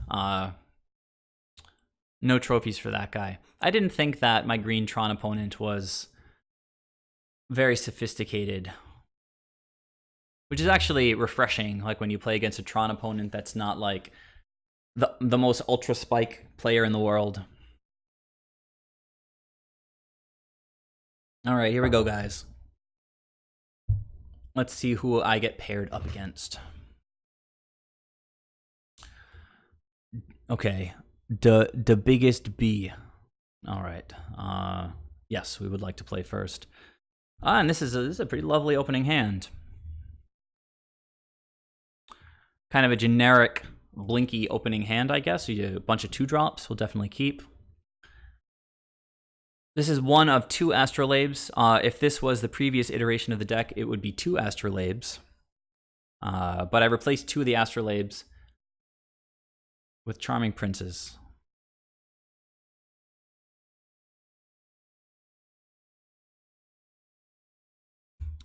All right, a little bit awkward, but whatever. Okay, no thought seizes or anything. Wow, all right, time to stop drawing lands. So here, I guess I'm just going to go get, so I'll just go get, maybe just play the breeding pool. Yeah, I can filter here, so basics are sort of okay. I'm gonna just this helps us get the coatls online. So here I think I'll actually just go get a plains.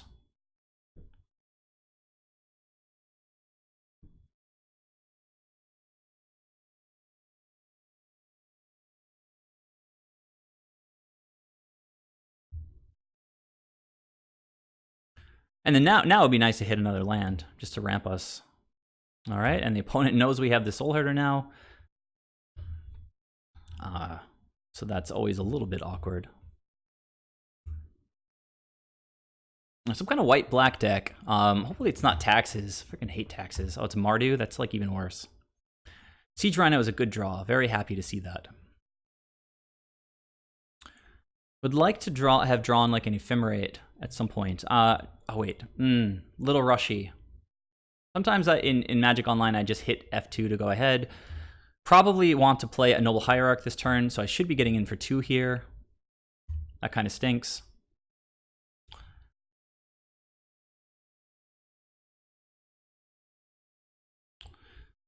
Yeah, you know, let's make the opponent use removal on the Siege Rhino.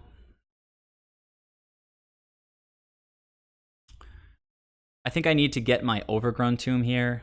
Well, actually, no, that's not true. I have green, white, black. It's fine. So kind of play whatever I want to play here. I think I want to go with Oracle again. So now I'll just go get a basic island. As I mentioned, I need to sort of play fast-ish. Not so much dilly-dallying. If the opponent just has main deck Plague Engineer, I'm gonna cry, I think. All right, Snow-Covered Forest. That's pretty nice. That means we can run out Charming Prince. And I'm not going to try to blink right now just because they probably have removal up, so I think I'll just set up my top decks. Good job, Oracle.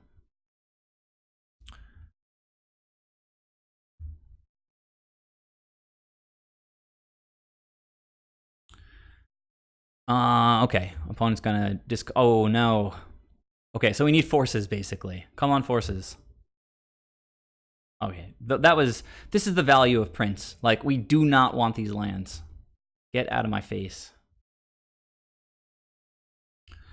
Well, I think we're about to get just about wrecked by this this Reanimator deck. All right, well, not quite yet. Let's go forces. Come on, forces. Oh, God. Well, this at least makes me think that it's possible, since it's Reanimator, that they have more combo-oriented cards and not so much removal. So, let's see. We can have 5 mana here. Definitely gonna... I mean, do we jam Rhino and go for the quick win, or do we jam Soulherder? Well, let's just go to attacks first, see what the opponent does.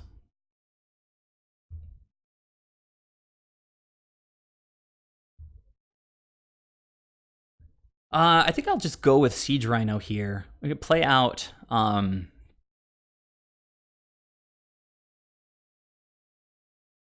out Siege Rhino and Hierarch, I guess. Make use of our mana.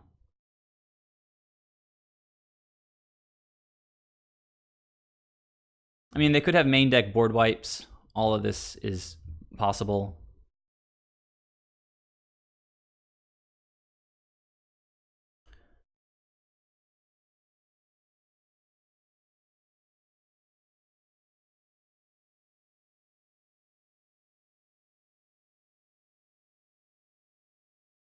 We get to swing in for 5 next turn. Well, actually, it's 4, 5, 6, 7, 8. Well, yeah. If they got no blocks, if they got nothing going on, you know, we could, in theory, kill them with Soulherder next turn.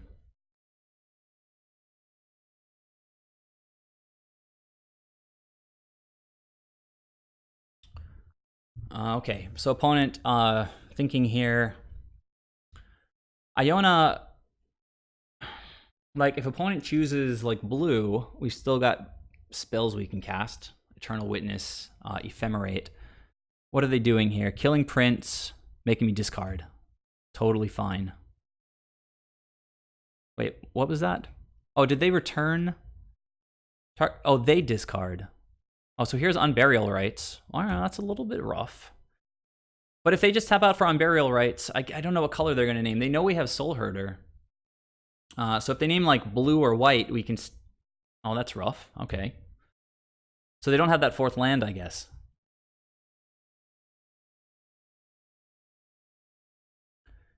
Attack with both of my dudes here in case they want to kill one. These land draws are pretty terrible here. Pretty terrible. But now we could, in theory, rip a force off of Coiling Oracle. Let's go. Oh, he's opponent sophisticated, not even letting me go to my end step. I love it.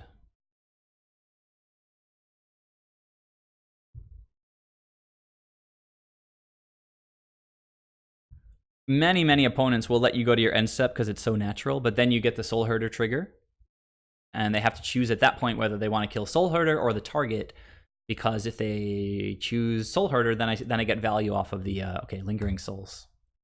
Annoying. Okay. Just gonna Ephemerate right now. Let's go Force, I think. Oh, it just hit a forest. That's pretty stupid. Do I attack with Exalted here and let them just block my guys? I think I do. I do. Maybe not yet. But then they get to make more spirits, keep attacking, blocking. Well, they've had a nice amount of removal this game. So we should start thinking about sideboarding. Well, okay, so here's Emiria. Oh, I'm sorry. I haven't resized the screen for you guys. You should be able to see how many cards the opponent has. That's my bad. All right. So they go for Emiria. Now I need to draw like Assassin's Trophy, basically. They named white. Which means I can't cast this, right? Yeah. And Soulherder was a pretty good draw, but it's pretty much game over at this point.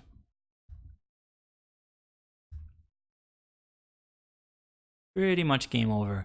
So we know that they're graveyard oriented, but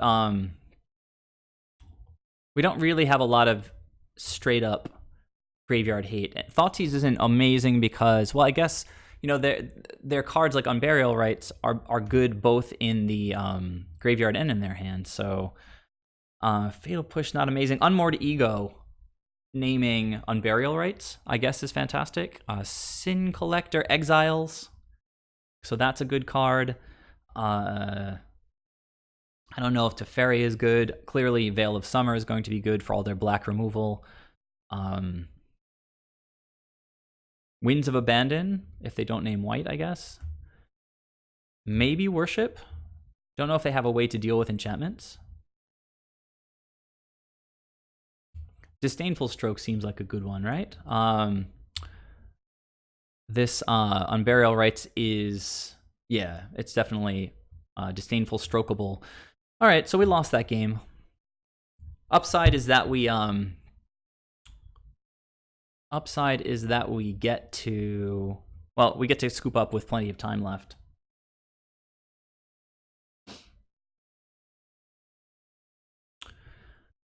Well, that was pretty rough. It's definitely the roughest matchup so far in the league. All right, so Unmoored Ego on the play is excellent. Sin Collector, Exiling is wonderful. Celestial Purge. I mean, they could run like Liliana's and stuff like that, but I think after that performance there, we're just trying to stop the graveyard stuff. Disdainful Strokes.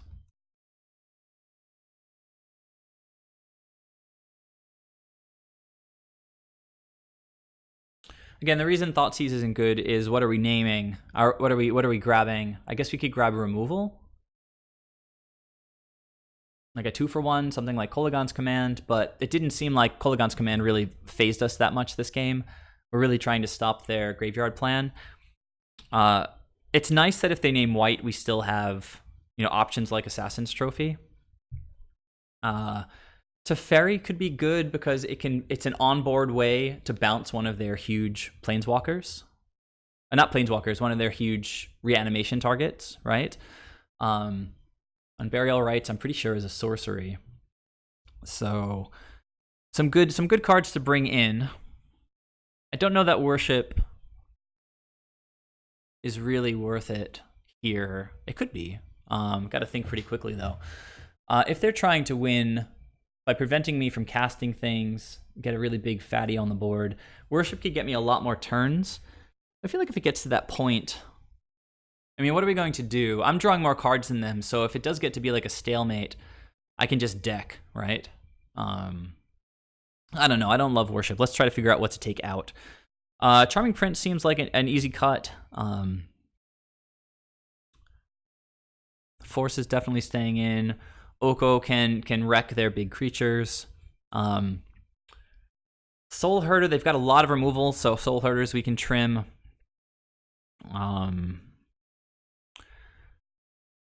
Siege Rhino is a win condition, but we can trim back on that. We've still got a lot of other creatures. Oko makes creatures. The combo decks, we really need to go pretty hard on the counter spells. Trim elsewhere.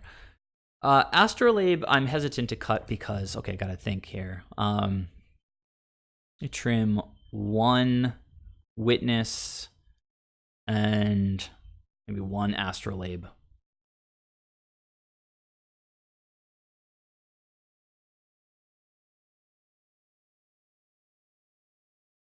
Yeah, I'm gonna keep it.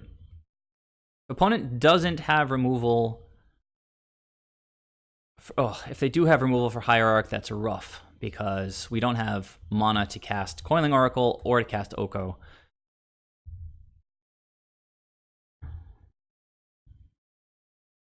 All right, well, they get to take the Oko, but at least we get to cast and probably just ephemerate the Coiling Oracle right away. Nope, another Oko. I can dig it.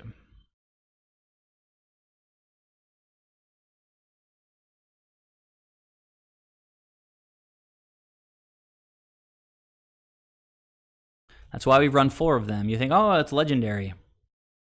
Why are you running 4 of them? You're going to draw like all 4. Sometimes we want to draw all 4. Because they could run Dreadbore, right? That kills planeswalkers.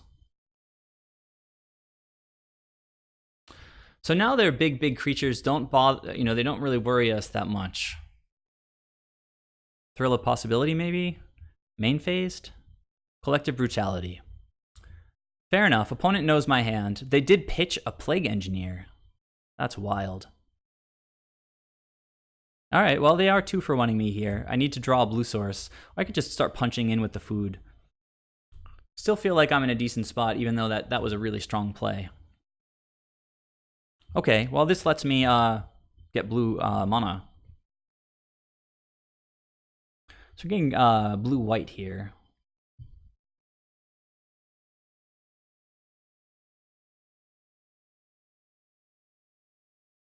Okay, more land. At least we're getting that sort of out of the way. And the clock starts ticking.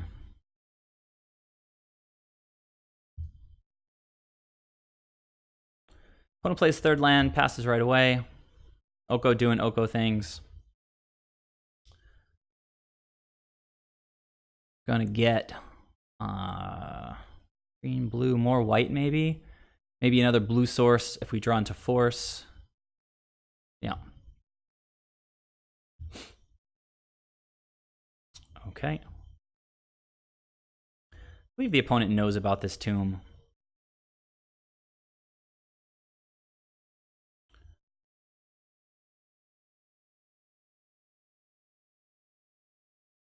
Just gonna go ahead and play that. I'd rather not discard it.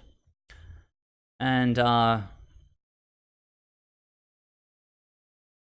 you know what? I could make this into a 3/3, but I think I'd just rather have more 3/3s in tow for future turns.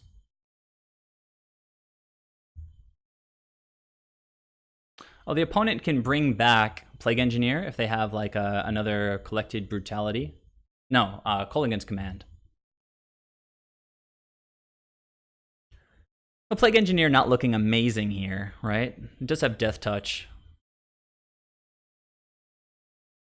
That's fine. Oh, he's all right. Destroying a food token. You got it, opponent. And not really sure if that's the best approach.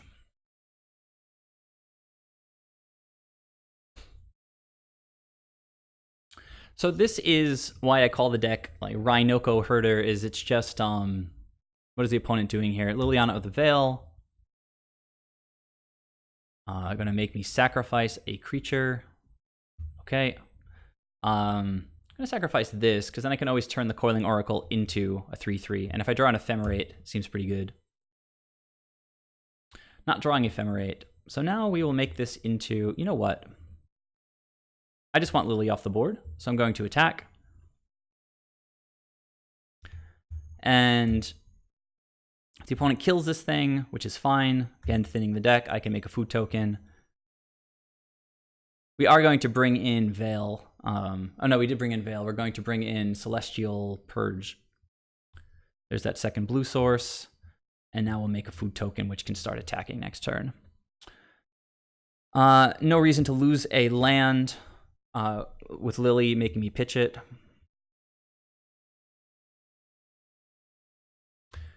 This is all fine.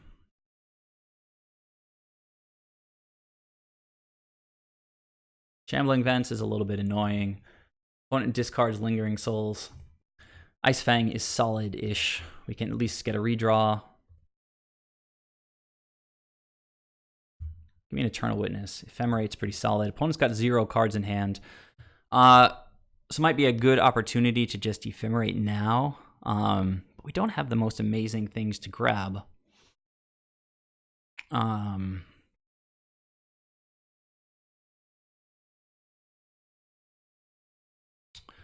Why don't we just keep cracking in?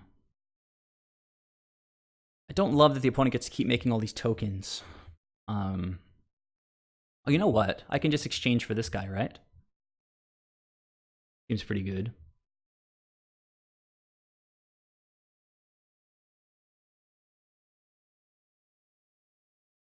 I'm going to Ephemerate now just in case I draw something pretty sweet.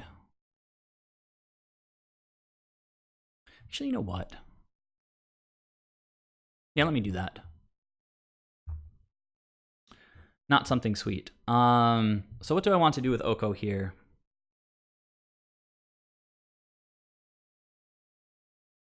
I can trade for the Seasoned Pyromancer, but it's really just a 2/2 at this point. But it's gonna start attacking. Yeah, let's take that thing away, I guess. Could also just make my own 3/3. I can do that later anyway.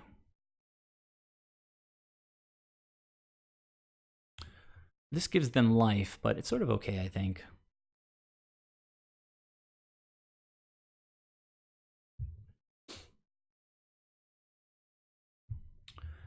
So opponent can make me sack something.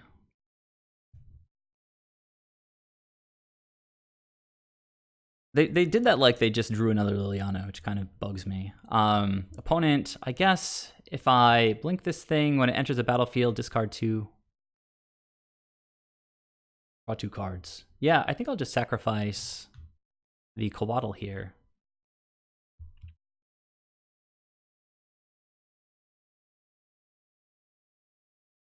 So opponent does have access to Lingering Souls. Oh my god.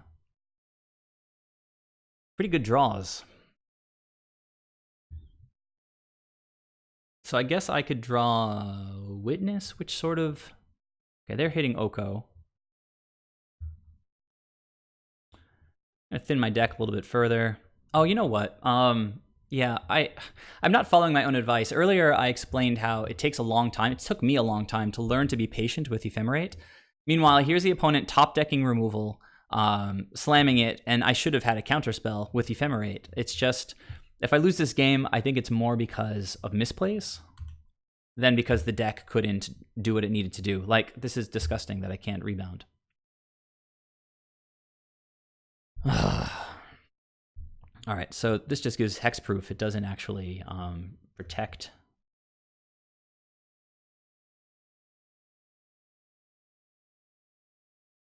But if they play a black spell, I can at least cycle this thing. Yeah, Ephemerate says owner's control. All going after Oko. Sure.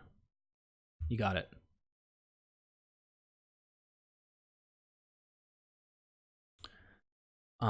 Maybe they can, I don't know. What do they have, like Thoughtseize or something? Then I could counter that, and I mean, just want a reason to cast this Veil.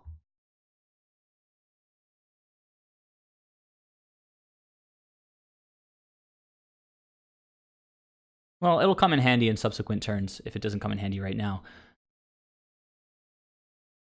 Misplayed my Ephemerate. It's a big bummer.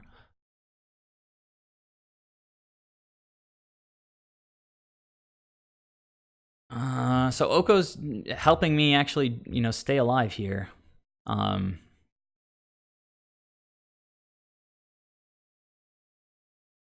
It's a good question. Let me check that.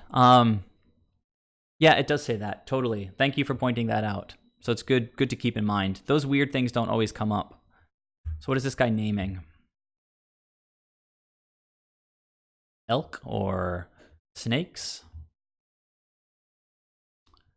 Snake, sure. So I think I have to just cycle this right now.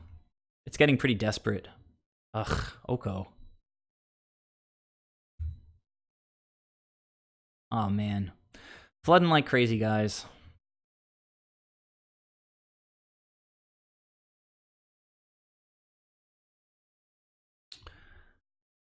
I don't think playing out the second Oko really does very much here. It's not doing much in my hand though. Starts on 4, makes a food goes up to 6. Seems better than nothing, right? I guess I could pitch it to a force, but I've got infinite mana at this point.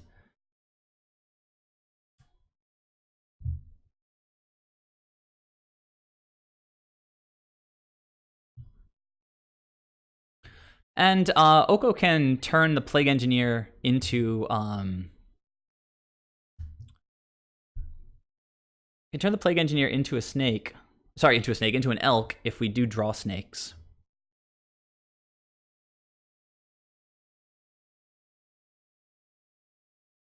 Now this thing, it has Death Touch, but I'm sort of fine to trade with it if they want to get in. Maybe they just get in with the flyers.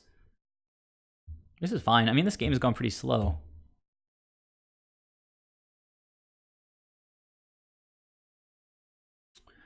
Okay, that's sort of rough. We still have 4 Assassin's Trophies in the deck. Sure, they're going to... Okay, they discarded Seasoned Pyromancer. That's kind of weird. Jesus, another Oko. Super awkward.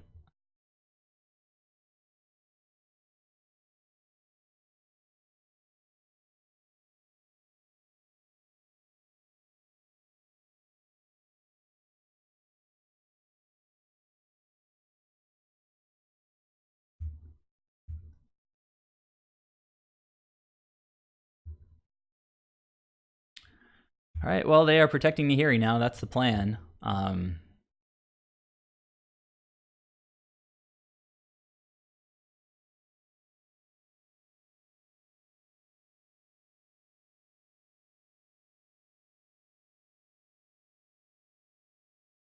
We've got a lot of good cards in the deck, but I haven't really drawn them.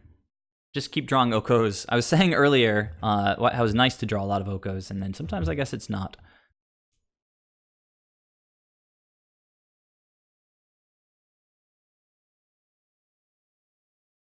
So Nahiri's set to minus. We really do need something good next turn.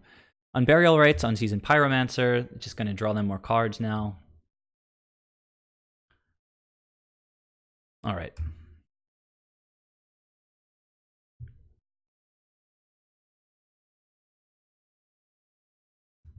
So, I mean, Assassin's Trophy or bust, I guess. Ugh, I guess that's just the way that this has been going. So,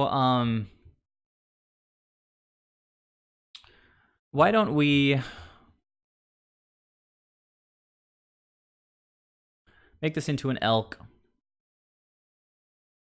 Attack Nahiri with one of these things, I guess. I don't know. They can kill Oko anyway. Block, 4, block, beef back, block, take 5. Oko's dead anyway, so attack Nahiri with both.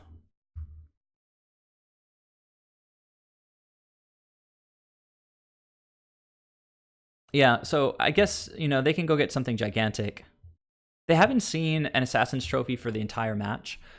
So it's possible they get like Emeria and then name white and I draw an Assassin's Trophy. Okay, so Grizzlebrand drew a whole bunch of cards. It has haste. You're going to gain that life back, draw a bunch of cards again. Oh, they're going after Oko? This is interesting. All right. I mean, they've got a trillion cards here now.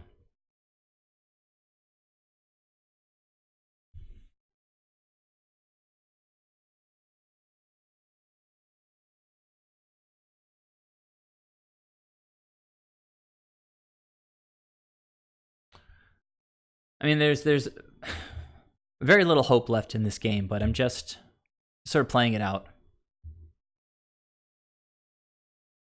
We after game 1, we didn't really know what the deal was here. It's obviously like Mardu tokens with reanimation, and it's not a common strategy, so I didn't really know how to sideboard correctly.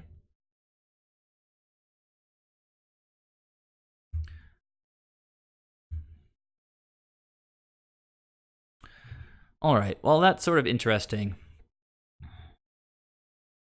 Oh, they have a Kolaghan's Command, and then I'm just going to scoop. Ugh.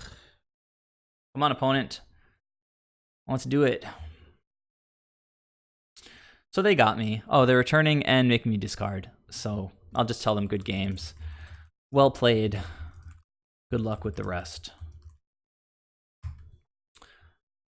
All right, well, it's kind of a cool deck, right? Pretty sweet. So they play a couple of huge reanimation targets and a bunch of tokens. Kolaghan's Command lets them get the things back from the graveyard. Seasoned Pyromancer kind of a house. So I actually think I'll play one more. That was kind of unsatisfying. You guys should always tell your opponents that they played well. Try to make everybody feel as good as we can. We're all just out here trying to have fun. So that deck kind of wrecked me. We didn't draw any of our forces. We didn't draw any of our disdainful strokes. So sitting at 2-1, we'd love to pull up to 3 wins because then we get our entry fee back. I did go 4-1 in the last league, so that got me like 5 chests, which is a nice amount. I think it basically, I get back my entry fee plus a little bit and then like an entire extra league with those chests.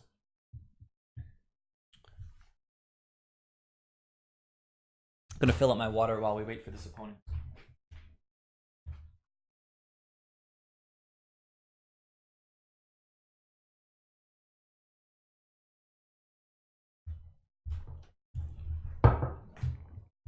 All right, so we found somebody, and they're going to be on the play.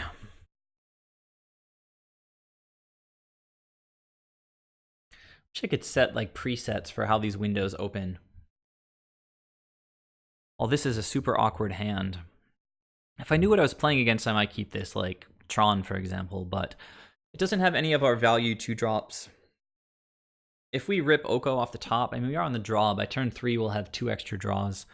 We do have an Ephemerate. Do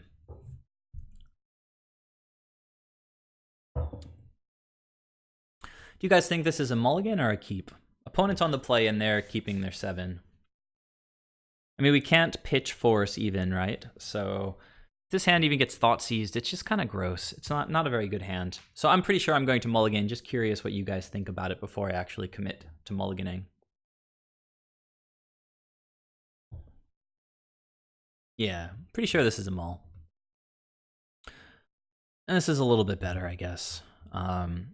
So hands with Siege Rhino, I often don't want to pitch any lands, but in this case I have a Hierarch. So I think I'm going to open up like Breeding Pool, Hierarch, probably just pitch the Vista. Keep this Plains.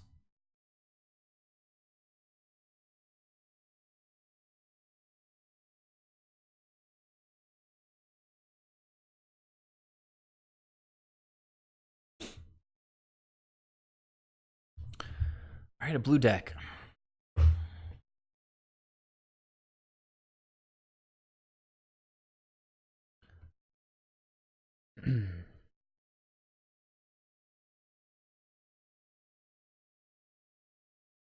All right, they're opting. Definitely not countering that. Well, can't anyway. They put it on the bottom. We do have Force with Soulherder if we feel like pitching Force, but much rather just be able to pass the turn with Force up next turn. The Storm. Are they going to play Brawl or Goblin Electromancer? Charming Prince is an interesting one. We're looking for lands, so I think I want to play Charming Prince and Scry. If they try to bolt it or something, I can always Ephemerate and Scry some more.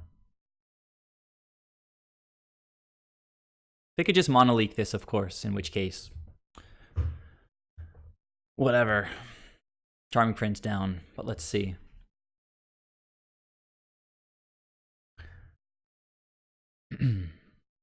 Opponent thinking pretty carefully here.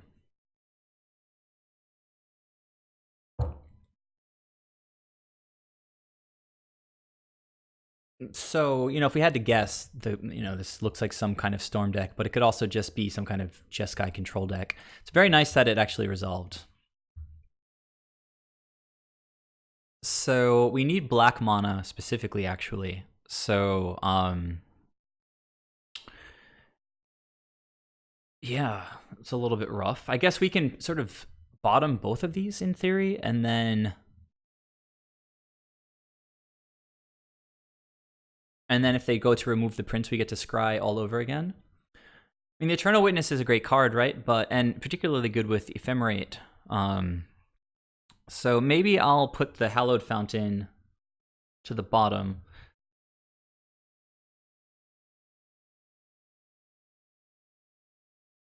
And keep the Witness on the top. I imagine we're going to get to Ephemerate if they try to bolt or something here. And then with the Ephemerate in the yard next turn, we can potentially get it back.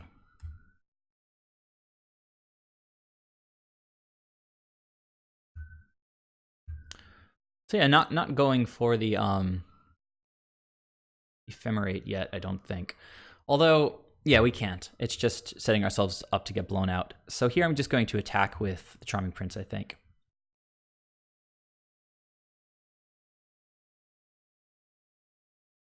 Okay. The opponent kind of pump faked me there. And I'm very happy just to pass the turn here, honestly.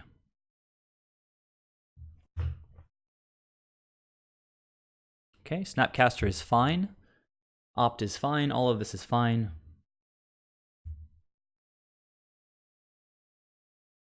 You got it, opponent. They did go top there.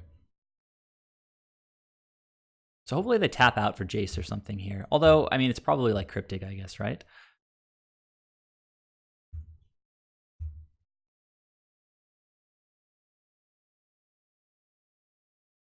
All right, so now it's an interesting draw. I think first things first, I'm going to get in with the Charming Prince.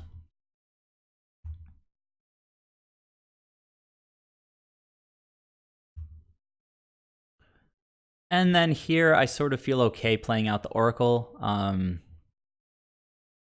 They're pretty clearly representing Cryptic Command.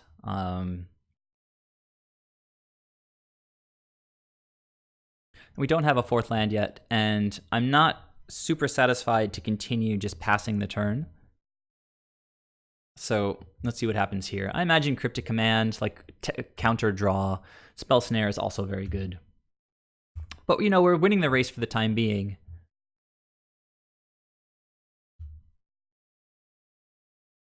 If they do try to slam something like a Jace, we do have the force.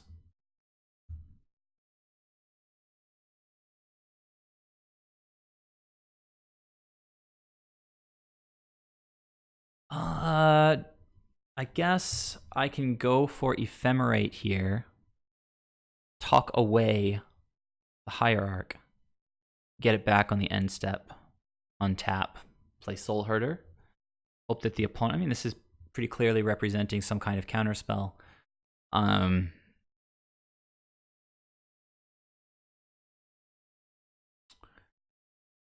So yeah, let's go for it. I mean, if they have a counter here, the creature is going to die anyway.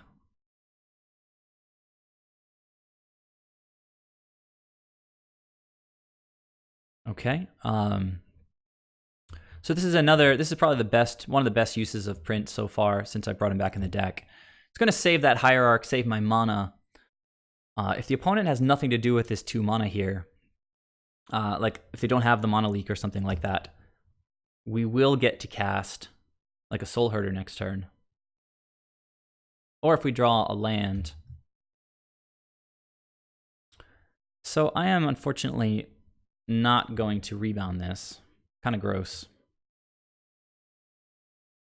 But you got to do what you got to do sometimes.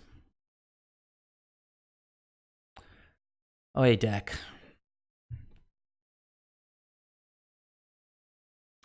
This is really rough, but we're getting really stuck on mana here. Hopefully the opponent doesn't have a counterspell here. We can get a Coiling Oracle, create some kind of value. There we go. We still have Force up, and we're going to try to hit a land sooner or later. Spell Snare on the first Coiling Oracle is kind of difficult for us. That's definitely worth trying to counter. And here I think we pitch Coiling Oracle, right? Now they could definitely have a Bolt or something for Soulherder here with the red mana up. Okay, but we do have Ephemerate, which seems pretty good. So why don't we go ahead and try to develop our mana a little bit while swinging in for 4 with the Eternal Witness. Opponent could have another Snapcaster, but it would just be kind of an Ambush Viper at this point. Okay, they're trying to bounce this. Not really feeling that. So I'll Ephemerate. Hopefully they'll forget about it and we'll get a nice rebound on it. Still looking for black mana, unfortunately.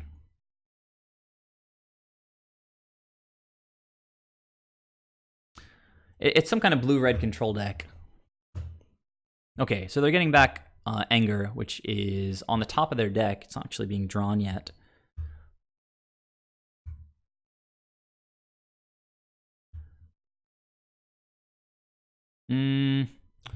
Yeah, right, we gotta do this.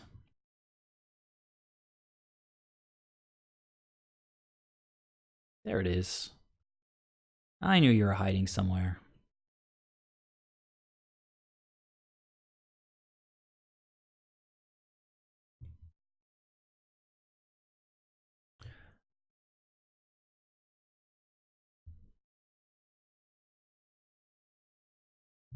Opponent has a lot of cards in hand.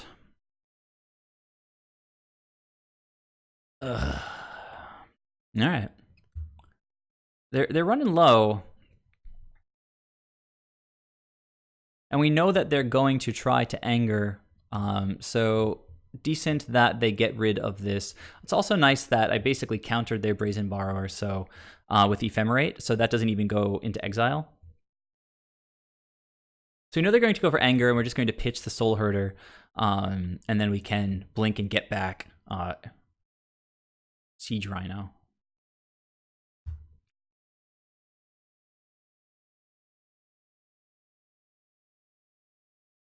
Are they just going to Magmatic Sinkhole? Yeah, well, let's just Ephemerate now.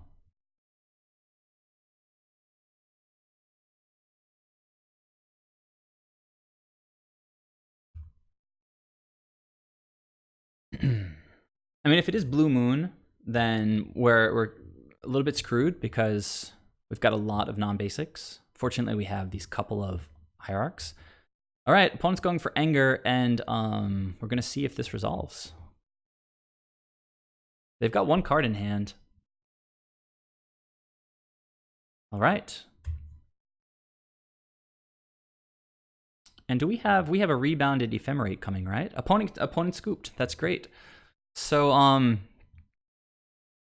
I feel like the beginning of that game was pretty sketchy. We mulliganed, I think, and oh no, wait, maybe we didn't mulligan. I think we just kept a bunch of 2-drops.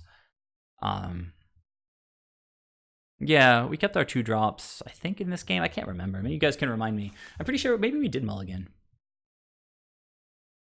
At any rate, I felt kind of behind the 8-ball a little bit at the beginning of that game, and then we kind of pulled it out at the end. So let's think about what they're playing there. So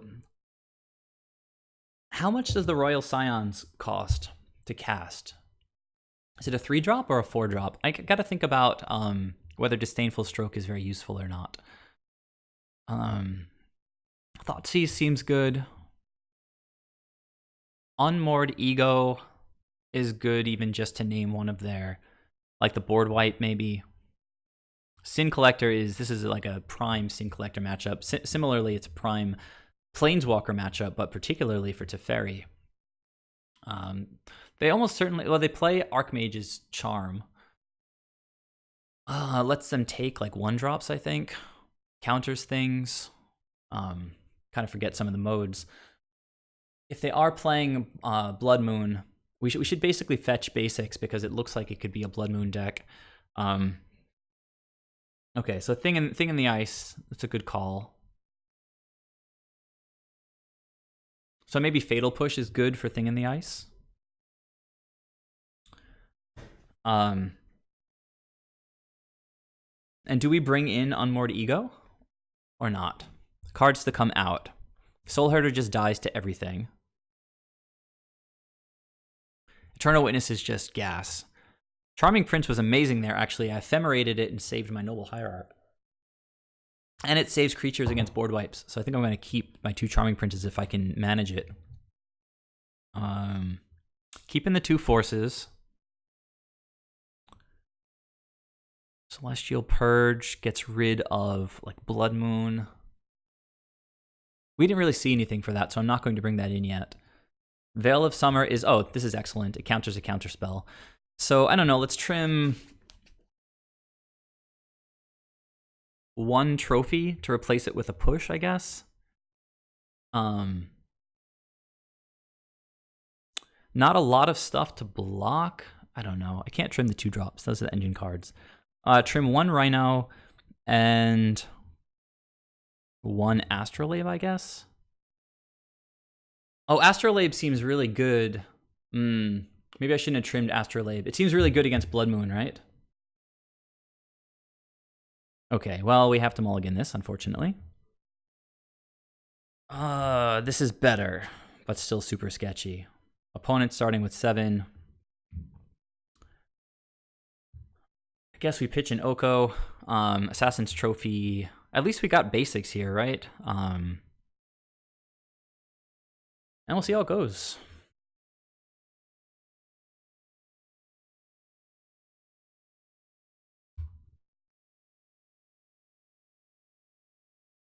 Okay, more basic. So we are going to be able to cast Oko and Ice Fang Coatl. I'll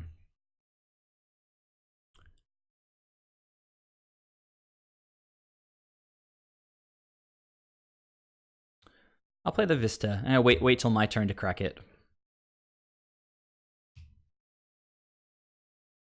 If they do play Blood Moon, then we get to bring in, I guess, Celestial Purge, which is just a way easier to cast spell to deal with Blood Moon. Maybe bring in... Charming Print is a castable spell, so I kind of like to see castable spells. Now, if we can get them to counter an Ice Fang Coatl on their turn, untap and play Oko, like, I think that could just be the game.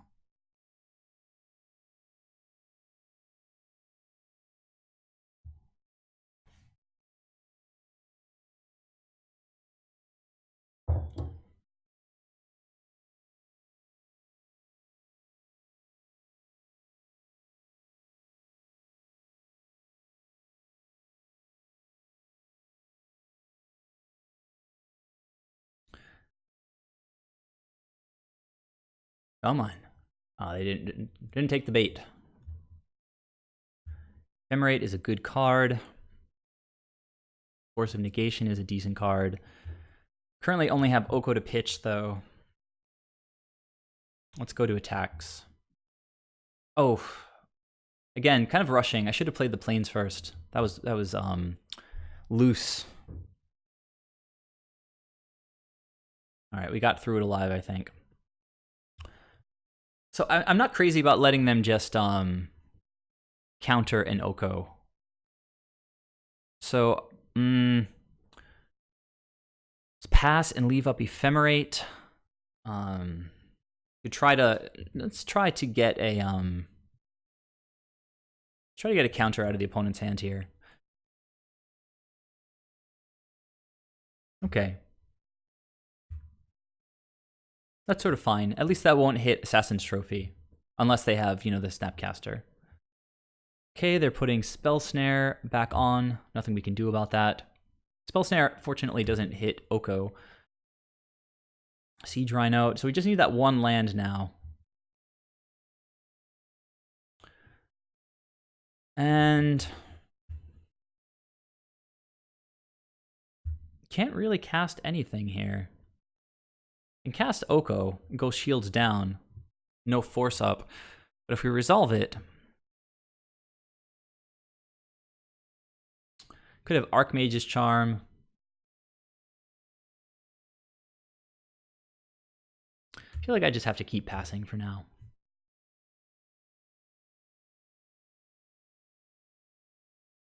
Land situation really awkward. I probably shouldn't trim the Astrolabes, even though I only went from 2 down to 1. Okay. Opponent just content for the time being. Hierarch is at least interesting. I can play that this turn.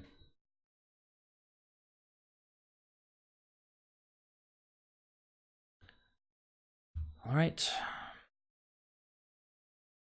Opponent might just be sitting on like an Anger of the Gods or 2, waiting for me to build up some kind of board.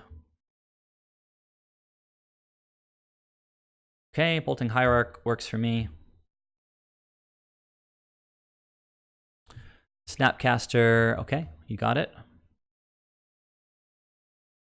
Yep. And if they have a force and they want to spend it, by all means, opponent. All right, deck is not cooperating right now. Fortunately, we do have a counterspell up still. Playing patiently. Opponent is on 4 cards. Did manage to sort of sneak away with game 1.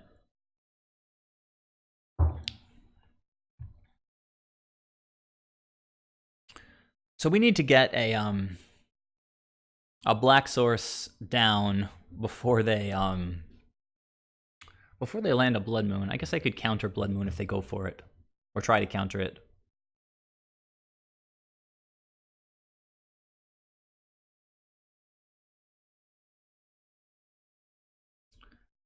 Yeah, slash master. The balance of spells on the curve in this deck is pretty sweet. And Hierarch is such an important part of the deck. Like this build with Oko in it,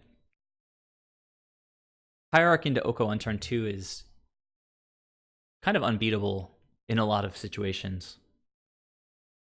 But even Hierarch, you know, by turn 3 now you've got 4 mana and you can play 2 2-drops, a 1-drop, and leave up force, whatever. But just ramping feels really good in this deck, I'd say. A turn 3 Siege Rhino is pretty solid. Opponent's wondering if they want to tap out or not. Looks like they're going for it. And not really feeling Jace, so PC Weiss, Jace. Fortunately, that takes away the only card from my hand that I could actually cast. But now I'm going to draw Fetch Land, and all will be well in the world.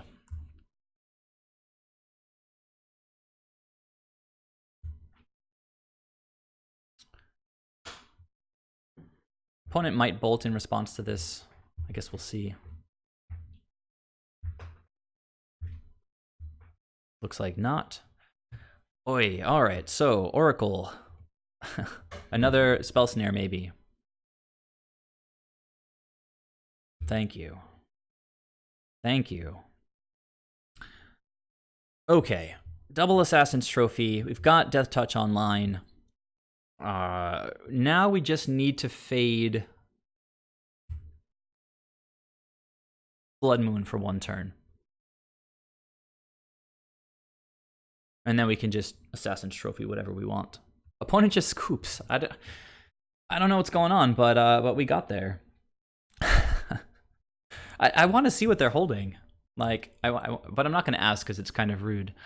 But what a strange thing there, right? I mean, it was turn 7. I don't think that they hit even all of their land drops. Maybe they were obviously really banking on that Jace. We countered it, and then even with 4 cards in hand, they can't do anything. We were going to get an Overgrown Tomb here, probably just go ahead and play out a Siege Rhino next turn, but our clock is really slow. I guess the opponent is just, I don't know. It can't really beat a value deck, but they do have, probably after sideboarding, like maybe 3 or 4 Anger of the Gods, I would imagine. And that card can destroy us, right? I mean, I can play conservatively. But honestly, if they get a Jace down,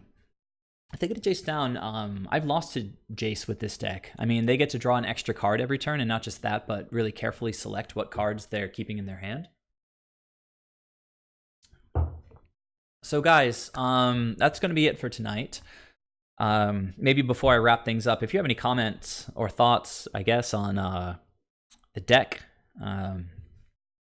I wonder, actually, I mean, so Charming Prince did a really good job tonight, I would say, and you guys probably would agree with that, I think, based on what I showed you. I mean, it was really good against that burn deck in the replay. It did save a Hierarch in game 1 against an Anger of the Gods. It's a very flexible card.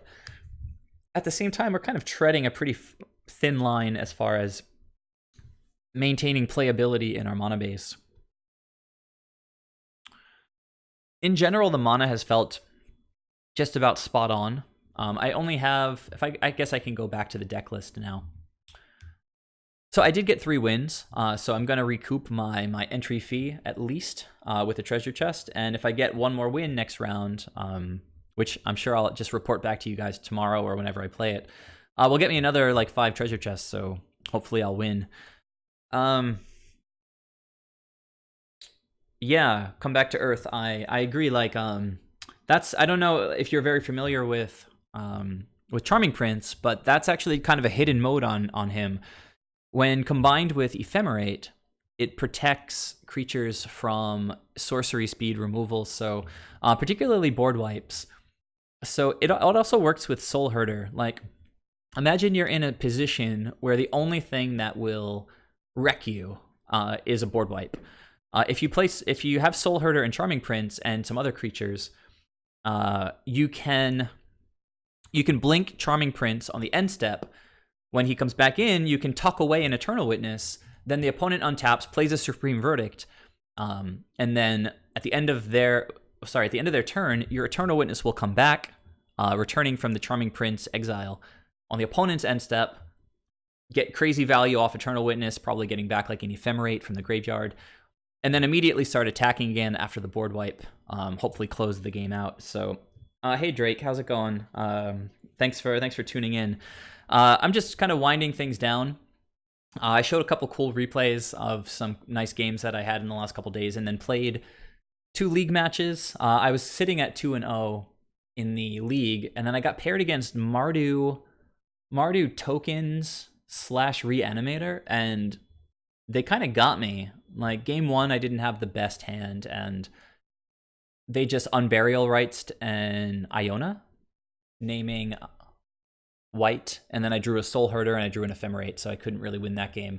And the next, they also have like, so it's Mardu with Seasoned Pyromancer, Lingering Souls, tons and tons of removal, and then just reanimation spells and Nahiri. So I did lose to that deck, and then we just finished up against Blue-Red Control, and I took that one. So currently 3-1 in the league. So what I was just getting at here was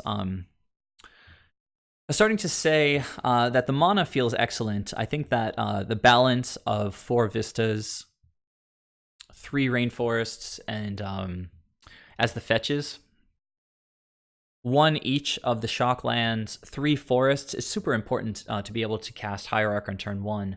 That's why you don't see any, like flooded strands in this deck. Pardon me. And actually, when Gabriel Nassif started playing this deck, he was playing like Canopy Vistas and Prairie Stream, which come into play tapped unless you control at least two other lands. And those are just totally unacceptable when you're playing Noble Hierarch, because if you get an opening hand with like Plains and Canopy Vista or something like that, or Island Canopy Vista, you just can't cast turn 1 Noble Hierarch, and again, unacceptable. So those cards just non-starters at this point in pretty much any build of Soulherder. The reason that those lands were played is that the deck initially did not play Noble Hierarch. The only 1-drops I think that some of the lists were messing around with were Astrolabe and Ether Vial. Yeah, come back to Earth. The opponent, yes, they did. They reanimated Grizzlebrand in game 2, but in game 1, they reanimated Iona and took me off white spells. So anyhow, guys, there's only 2 of you watching, I think, right now, and I've let everybody know in the Discord already, but I started working on a primer for this deck. I'm going to cover the Bant version primarily because, the core cards are really Eternal Witness and Soulherder, and that just is pretty clearly Bant, right? White, blue in this card, green in this card. Ephemerate as another essential white spell. So that creates the Bant core, and then it kind of grows from there with the 8 snakes, etc. But kind of excited to be working on the primer. I did this cool history section today because I was around and totally tuned in on summer vacation when Gabriel Nassif was just starting to play the deck after Modern Horizons came out. And I watched like all of his streams. I watched when he almost won the Modern Challenge. He only lost in the finals. And this is with effectively a brew. I mean, his list was tuned to an extent, but we've done a lot of evolution from the point that he left it off. He was still playing like Jace the Mind Sculptor in the deck. A lot of things that I think today, pretty much all the Soulherder players, most Soulherder players would consider suboptimal. And watching him do so well with the deck in that particular challenge against a field that had to be hundreds of like the best players on Magic Online. Really, the modern challenges draw like all of the spikes. Almost winning it with a Soulherder brew made me look at it and think, okay, like this is not throwing my money away. The deck has legs; it can really compete.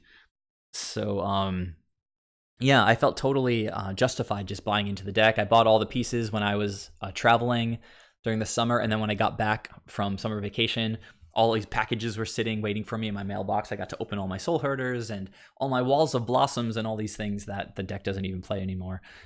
So I have kind of a fat binder of all of these potential cards to include in this deck. So I'm working on the primer. I just did this cool history section, kind of laying out how Gabriel Nassif kind of came to the idea, what some of the first like big results were. There was that Modern Challenge, and then Scott Mines in the he's one of the mods in the Discord server. He actually came in 21st place in a 900 person GP running Soulherder. He did like a little 1-minute deck tech. So if you Google like Soulherder Scott deck tech, you can find that little video. It's pretty cool. So the history section's kind of wrapped up. I'm going to jump into the like deck description, some links for content, and then just dive into sort of the actual card choices and key interactions. So yeah, Brick Levin, it's true. There's not that many super expensive cards in the deck. Really, Assassin's Trophies are a little pricey. Well, you know what? I shouldn't really say that. The deck is kind of expensive, particularly if you play the black version. Also, particularly if you play Oko, right? I think Oko has, unless it gets banned in Modern, which I don't see happening ever, it's just not that busted. Like if cards like Mox, Opal, and Urza get to exist in the format, I think Oko's probably fine. So Oko's settled to a price level around like $40, I think, right now. And I don't see it going too much below that. And if we use like Liliana of the Veil as a very powerful, like double black, semi-restrictive casting cost 3 mana Planeswalker, I think she's been floating around, $100 forever. I think Oko's probably going to only go up from here, but even a $40 card as a playset is pretty pricey. So this deck in paper, according to MTG Goldfish, is like almost exactly $1,000. So not exactly a budget option, but the cards are all staples, right? Except for the cheap ones. Like Soulherder's got to be pennies, Charming Prince, etc. The snakes are not very much money. Actually, Coatl is a rare, so it might be a couple of bucks at this point. But if you buy Forces, like, you're not wasting your money. A lot of you guys play Merfolk, so of course you can play it in that deck. Ephemerate is pennies. Hierarchs fit into any deck.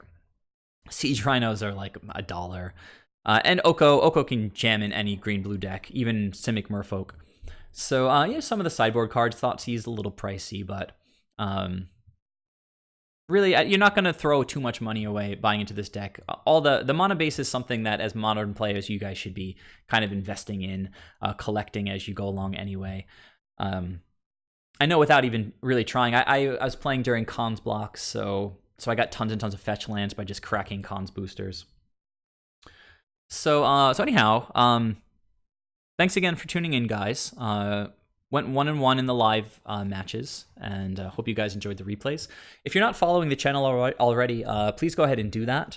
And I mentioned earlier that there is the option to subscribe now if you want to actually sort of monetarily support the streams. I'll be doing it every Monday night from now on.